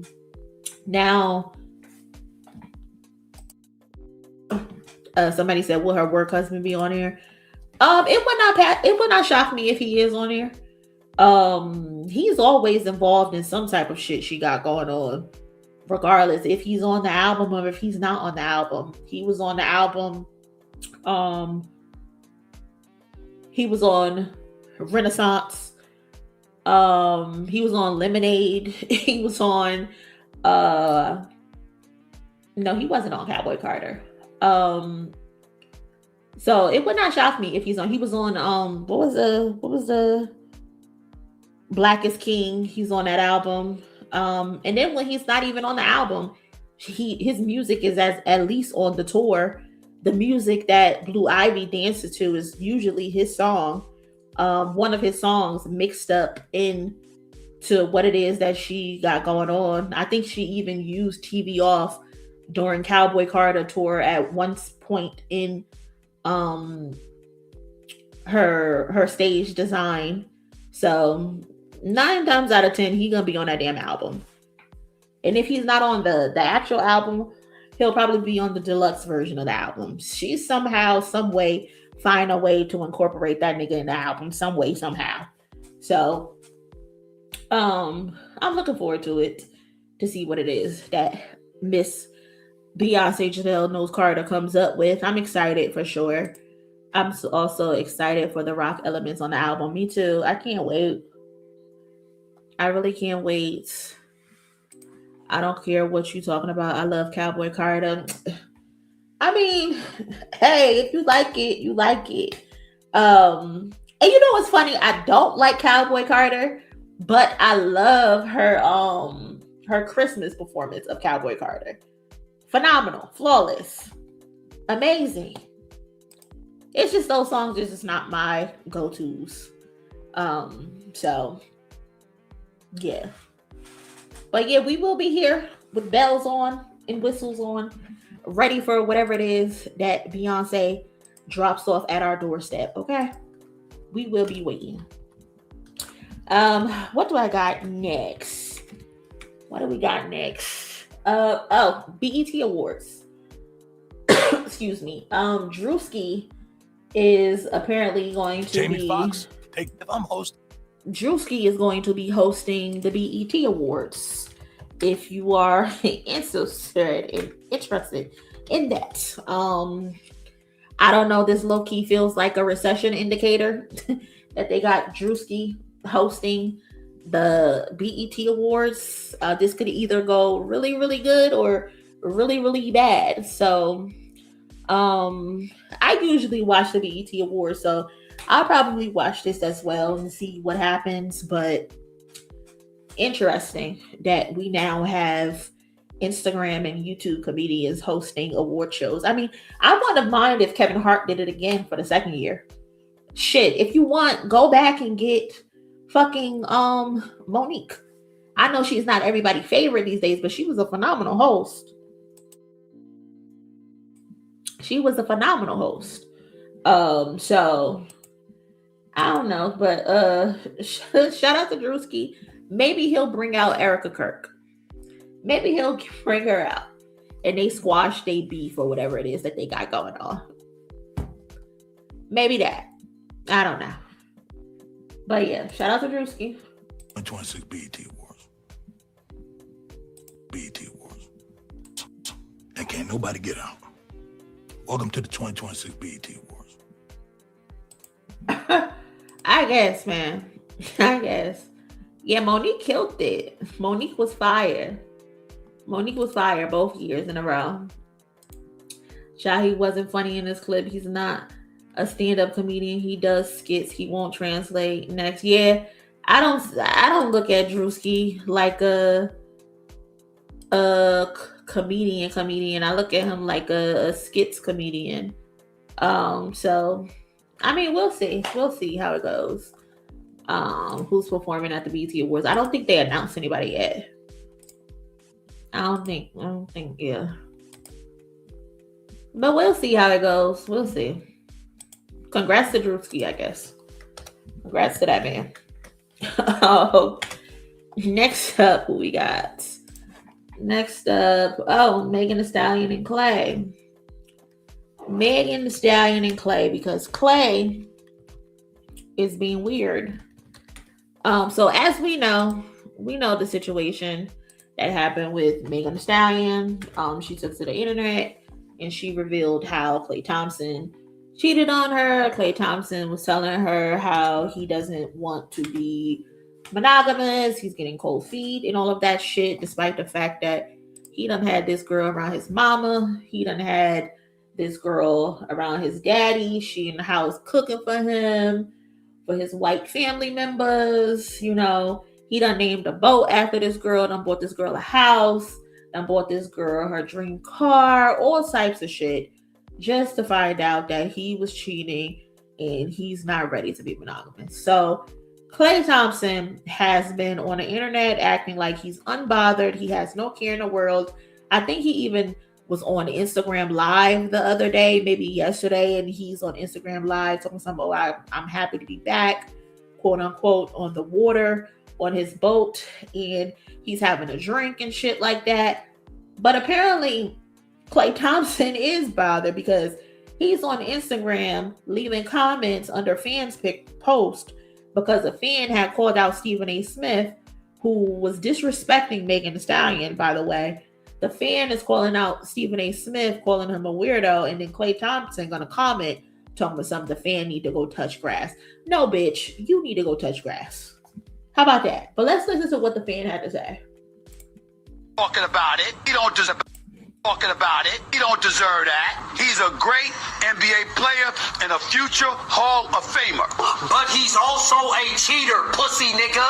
You got this nigga dick so far down your fuck ass throat, you can't even hear yourself right now. Stop asking society to police relationships. What the fuck are you talking about, Stephen A., while you're sitting on your podcast talking about these people relationships that you don't know about? So this is the comment that Klay left. He said, please go touch grass. But they in the comments cooking this nigga. They cooking him something terrible. And it's like, Klay, you can comment on this, but you can't address the elephant in the room. You commented on the post where somebody is reprimanding Stephen A. Smith, who is telling Megan that she needs to do better. She needs to make better choices. She needs to make better decisions. Mind you, keep in mind, Megan Thee Stallion is the one who got cheated on. She didn't cheat on him. He cheated on her. But everybody got all of this advice and these suggestions from Megan Thee Stallion of what she needs to do to not be cheated on, instead of y'all kicking a nigga back in who cheated on her. Make it make sense. And Klay, you telling people to go touch your ass. Nigga, how about you jump off a cliff? How about that? Find the nearest cliff and jump, nigga. Mister, you so unbothered, but you're obviously very bothered. Very bothered. And another thing to this story. The girl, Lexi Brown, who was the one allegedly a part of this whole fiasco, she decided to do an interview with Fox News Digital, and she's on there saying how she received death threats. Granted, nobody should be receiving death threats at all. That y'all be pushing it. Y'all be too excessive and y'all be too parasocial. Why the fuck are y'all sending this girl death threats? No, stop it. Stop it. Exactly, Jasmine. I was going to point this out. Of all places to do an interview, you chose to do an interview with Fox News. Of all people.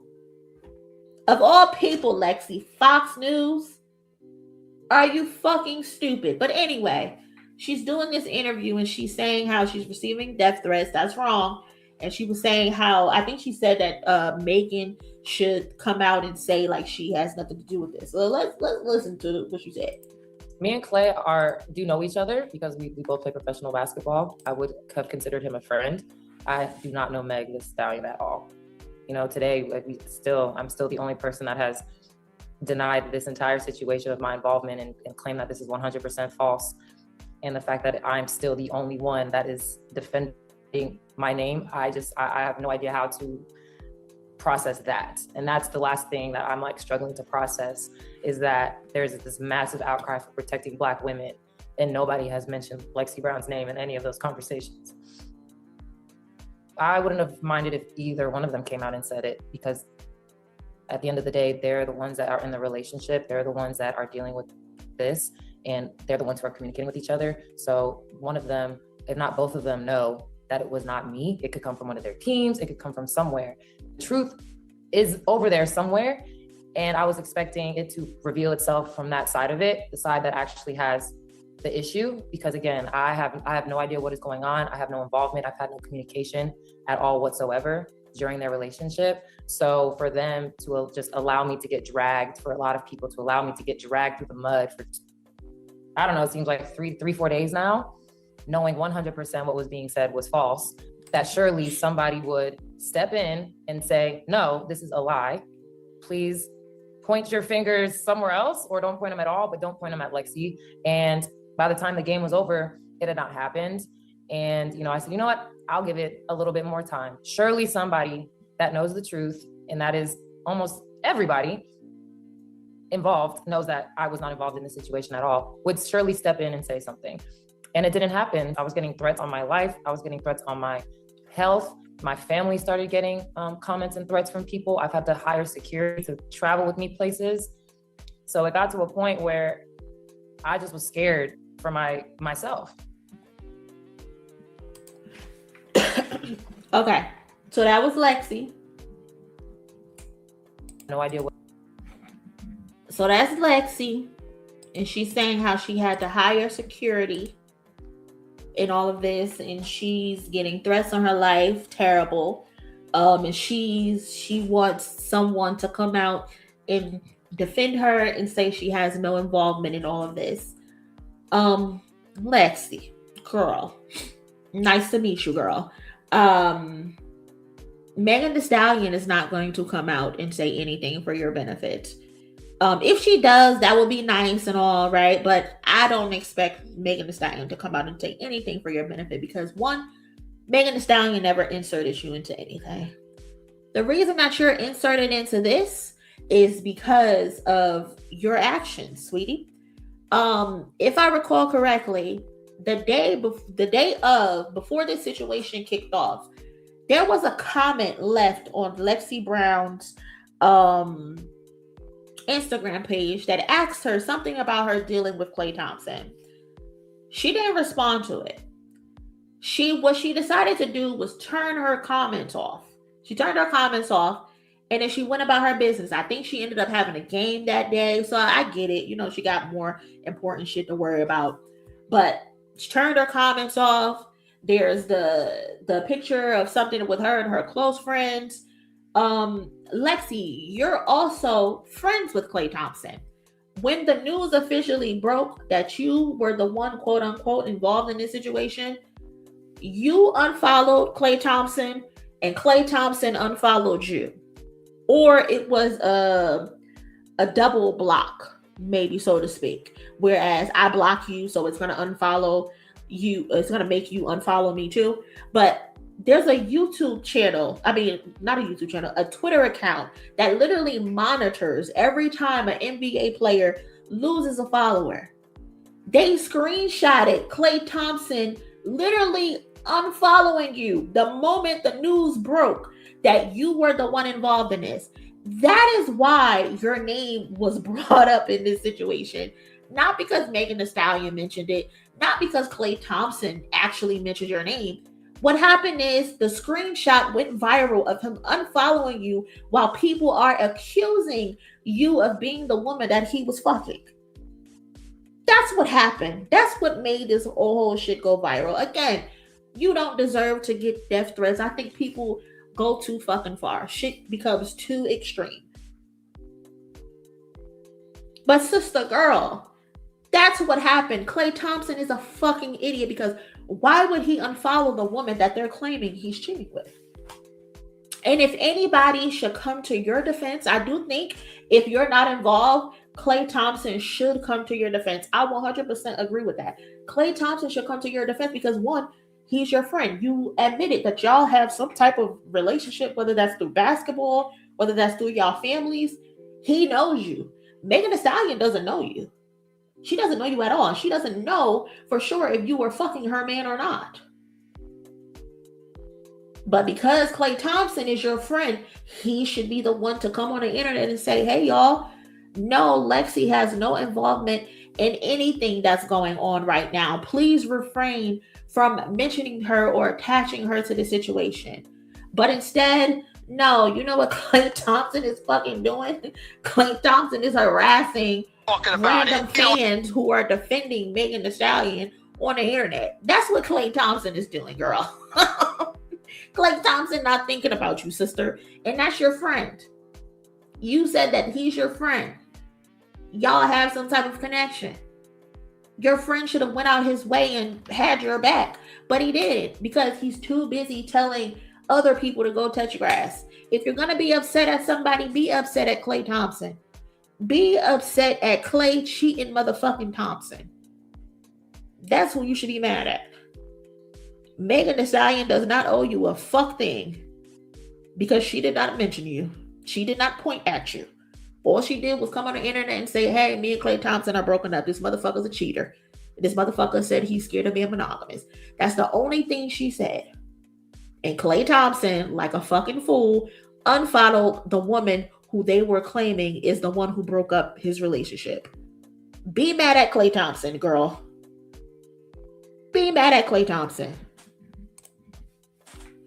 Not her mentioning protect black women. And you know what? I'm trying my best not to go there with her because it is protect black women.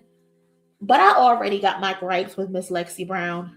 Lexi Brown has always come off as a pick-me to me ever since I was watching her on that Gilbert Arenas podcast. The bitch does not have a voice at all, but now all of a sudden she knows how to talk and use her vocals. But I'm trying not to go there. Because where was this protect black women shit when your co-hosts were kicking in the back of your WNBA peers, your WNBA co-workers when they were disrespecting them? You ain't have shit to say on that podcast couch. I already don't like your ass, girl. And I'm trying to leave that out of this conversation. So I'm trying to ignore that. But Lexi Brown is not a likable person. She's not at all. She's not at all. She gives pick me vibes.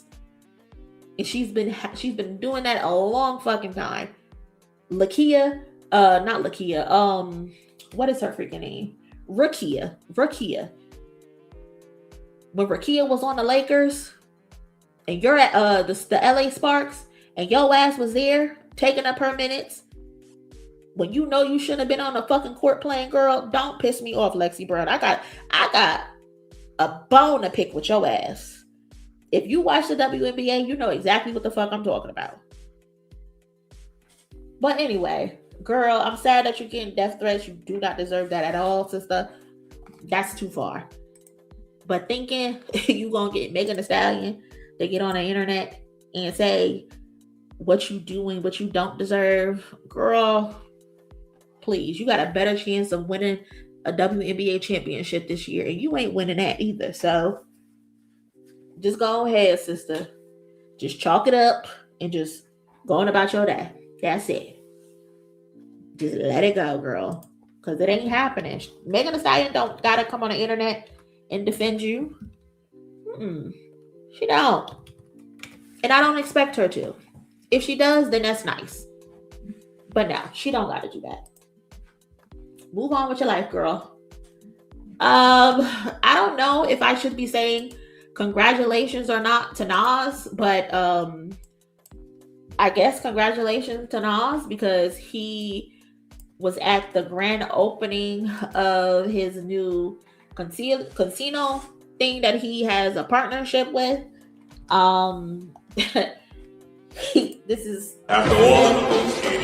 He's out there playing, what is this, blackjack or some shit? I don't even know. I don't gamble, so I don't really know what shit is called, but shout out to Nas. Nas was spotted at the grand opening for the Resort World New York City Casino in Queens, where he's from. This was another picture of him another day where he has on his hot pink blazer, which reminds me of the song Street Dreams. So shout out to Nasir Jones. I just find it funny that there's no pushback with Nas being a part of a casino, because we all seen how all hell broke loose when it was rumored that Jay-Z was bidding for a casino. A lot of people were saying, well, it had to do with the area. Jay-Z was trying to do it in Times Square. Nas was doing it in Queens. Shut the fuck up. Stop it. Y'all were calling Jay-Z the devil, saying that he was doing more bad dealings for the black community. There wasn't going to be no jobs for black people. Y'all were saying all types of shit about Jay-Z, about his bid for a fucking casino, but now it's all shits and giggles when it comes to Nas. Y'all in the comment section, some I know Jay-Z mad, I know Jay-Z this, I know Jay-Z that. Y'all were just kicking Jay-Z back in at the idea of him owning a casino, but now y'all are happy for Nas. Y'all are so fake. Y'all never keep the same energy for people. Y'all only feel a certain way when a certain person is involved. Any other time, it's whatever. It's all shits and giggles. It's cool. It's let's go black man. Until the black man is a billionaire. Now he's a capitalistic monster evil man that he's gonna kill every fucking body. Y'all are so phony. Y'all are so phony. So phony and so fake. I can't. I really can't. But again, shout out to Nas. Shout out to Nas. Because everybody loved the fact that Nas is doing his thing with a casino. Yeah, interesting. Interesting. Fuck capitalism regardless if it's Nas or Jay. 100%. But I would like for the energy to be 100% across the board. Don't fucking pick and choose. And that's my point. A lot of people pick and choose. If we're gonna say fuck capitalism and we're gonna say fuck capitalists, we should have the energy for every fucking body who's a capitalist. Every fucking body. Don't pick and choose because you like one more than the other. Have the same energy across the fucking board is my point. Yeah, shout out to Domani. Shout out to Domani because Domani is still beefing with 50 Cent. He's still not letting up. He's letting 50 Cent have it, and 50 Cent fans are upset about it. They are upset.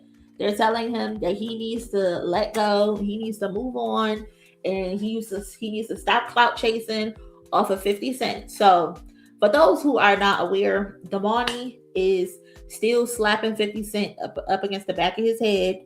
Domani put out a song recently with his brother, Buddy Red, and the song is called Devil Needs No Help. And in the song, he's taking shots at 50 Cent. I think it's the third verse that he took a shot at 50 Cent on the song. Let me see if I can play this. Of guidance, I can give you 50 reasons. I'll show you how to illuminate the path and be of guidance. I can give you 50 reasons. It'll be hot where they're residing. Yeah, acting like it's normal, making change off our pain. If you traded in the culture and they yours too, I said one caller who I brought with me, family. Not just mine, but yours too. I said family. Yours don't even rock with you. Before.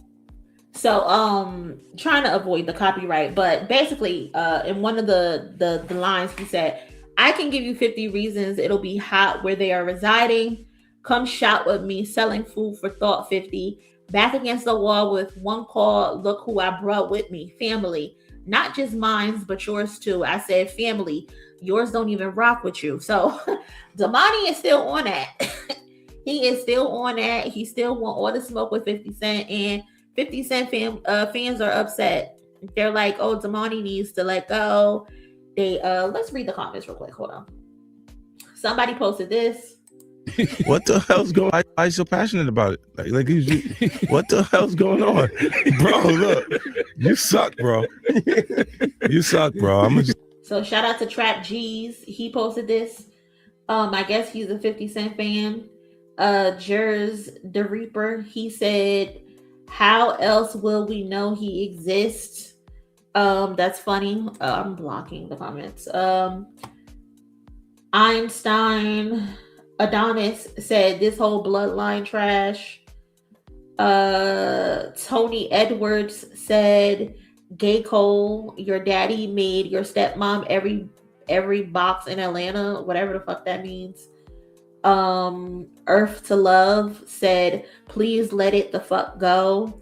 The Closer said fire. Shout out to the Closer. Jersey said time to move on, bro. Darius Lovehall said I little homie, no need to kick a dead horse, you won. Let me go to my YouTube comments as well, because they were complaining in the YouTube comments too, which is so fucking funny. Hold on, where is it? Where is it? YouTube channel posts. Here it goes. Because they was crying in the YouTube comments too.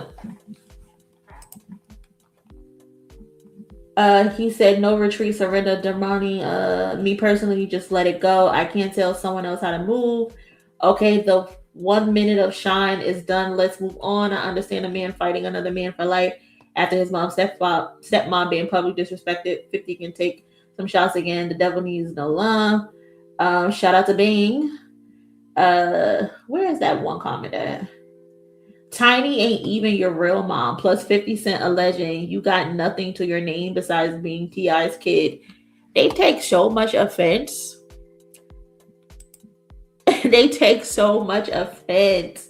Some Tiny ain't even your real mom. Plus 50 Cent alleging you got nothing to your name besides being T.I.'s kid. Okay, seriously, this is getting played out with the continued shots taking. 50 Cent is not going to respond, so why continue to take shots? I think Domani does have talent, but he don't need to keep bringing up 50 Cent. It's starting to get played out. Anytime he does an interview, they should be asking him questions about him and what he have going on. You don't want them to keep bringing up another artist every time they mention your name. My boy, you already had your 15 minutes. So, okay, y'all get the gist, right? And I just find this so funny because why can't Domani do this. Y'all, 50 Cent brought up his mother for no reason. 50 Cent attacked granted, that's his stepmom, but that's still his mother. Domani grew up in a house with Tiny. That's his mother, even though he has an actual biological mother that he also loves. But Tiny is his mother too.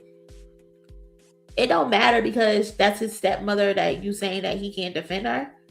That's not how this shit works. If you poke fun at my family, it's up with you for forever. I'ma bust you in the back of your head every chance I see you. I ain't letting up until I feel comfortable, until I feel you felt what I wanted you to feel. Enough. That's just what it is. That's just what it is. 50 Cent can go around bullying everybody, but the moment he gets bullied back, now everybody clutching their pearls. And now everybody wants people to move on. Domani is doing the exact same thing that 50 Cent does.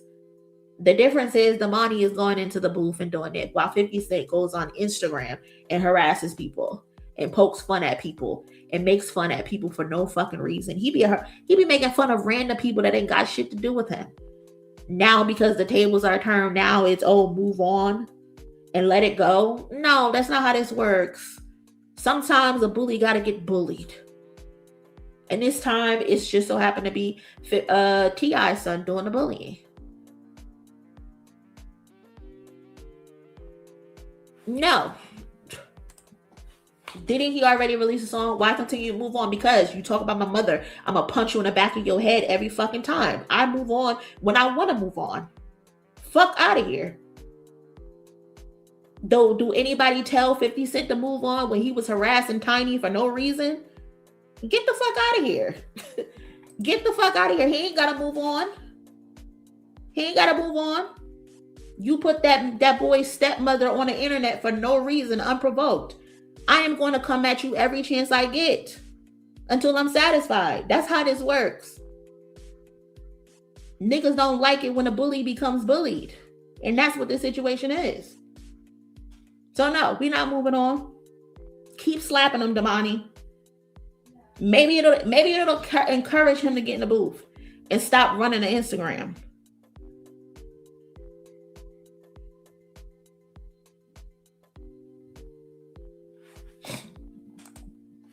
I guess I don't like the music. He also doesn't have any hits, so his most known song is going to be about 50. So who cares? Who cares? Who said you have to have hit records to be able to talk about somebody? When do we do that? We sounding like OVO fans right now. Who cares if he don't got no hits? That don't mean nothing. Oh, your most known song is going to be a song where you're talking about 50 Cent. Yes, go listen to what the fuck I said about 50 Cent on that song. Run it up every single time. Yes, I love that. So what? Again, I'm coming at you every single time about my mama. Period. You don't get to dictate how I respond.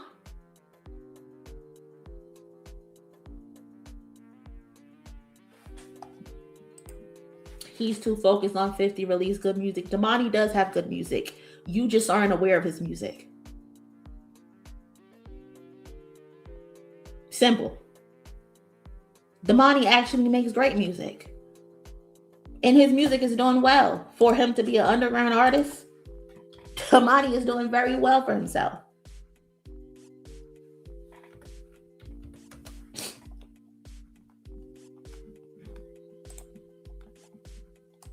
None of that shit matters. None of that shit matters at the end of the day. You mentioned my mother, it's up for forever. Motherfuckers hate when the clowning is on the other side. So shout out to Domani. Defend your family. Defend your stepmother. If you want to release 2 more songs, go ahead and do it. Go ahead and do it. I liked your last song too. Forever Lasting. Love that song. Play that shit all the time. That one's a vibe. when it comes to my family, it's just up. Period. But on to the next topic. Shout out to our girl Doechii, because she popping it on the internet. She been low-key after, her festival performances and stuff like that. But she's been dropping little hints here and there, teasing her album and stuff like that. The other day on her burner account, she posted this photo. She also is coming off the song with Lady Gaga, but she posted this. I would behoove. I love when people use behoove. I would behoove niggas to move real carefully around me today. That's what she's saying. Y'all better walk on eggshells. Move slowly, nigga. Be real gentle and kind in this bitch. I don't feel like playing with nobody, and I'm taking all jokes personally. Ain't shit funny, for real. And you know what? I feel her. Walk gentle around this motherfucker. Walk real gentle and real light around this motherfucker, because anybody could get it at this point. Anybody could get it. And it feels like this is the energy that Doechii is going to be on her next project. I mean, I remember the, what was that? The Threads post that she made where she's saying like she's coming at everybody who's been talking shit about her, calling her a plant, who have not so nice things up to say about her. So I'm really looking forward to what it is that Doechii got to bring on this next project. This is gonna be a good one. I'm looking forward to it. Shout out to Tony. Appreciate the donation, family. Thank you so much. Thank you. But yeah, Doe on the way. I'm looking forward to it. It's just when will she arrive? What else I got saved here? I don't really want to talk about Drake and Kendrick no more. I'm tired of them niggas. Also, shout out to Lil Sims. Lim Sims, she announced that she's gonna be putting out a EP called Sugar Girl on 5/8. So I'm looking forward to that. She talking her shit, of course. So I'm looking forward to seeing what Lil Sims got going on. Which one of you rappers want to be stepping and end up in a bad spot? Chef this, cook that. Michelin, I got the General still when the Navy SEAL won't call asking me what the mission is. Lost sight of the beast that we're dealing with. Stay sharp, stay diligent, vigilant. Mommy, if I line these troops up one by one, very long day for your darling son. So I can get a man got. Put out your... The accent be killing me. The accent is so funny, but it works for Lil Sims. It definitely works for Lil Sims. So shout out to Lil Sims. I'm looking forward to hear what she got to say when she dropped this new EP. I know she got a song with what is her name? What is the girl? JT from City Girls. Shut up, Nikki. Shut up. A Doechii song featuring Kendrick, Ice Cube, and Drake.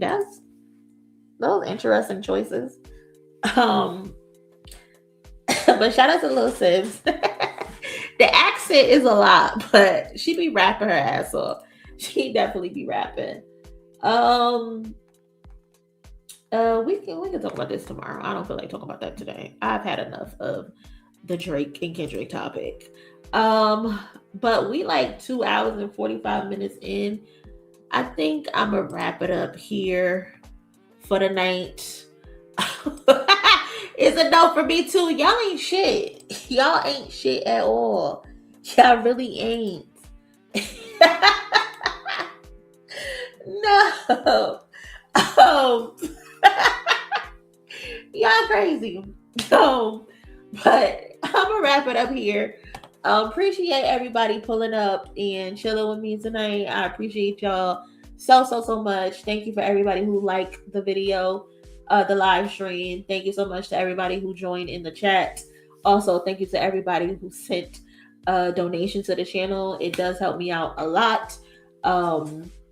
Appreciate y'all. But hope y'all enjoy the rest of y'all night. If you're not in the Discord, come join the Discord. I have it pinned in the pin section right above the comments. So come join us in a Discord, because that's where we are when we having conversations during the day, when stuff jumps off and pop off.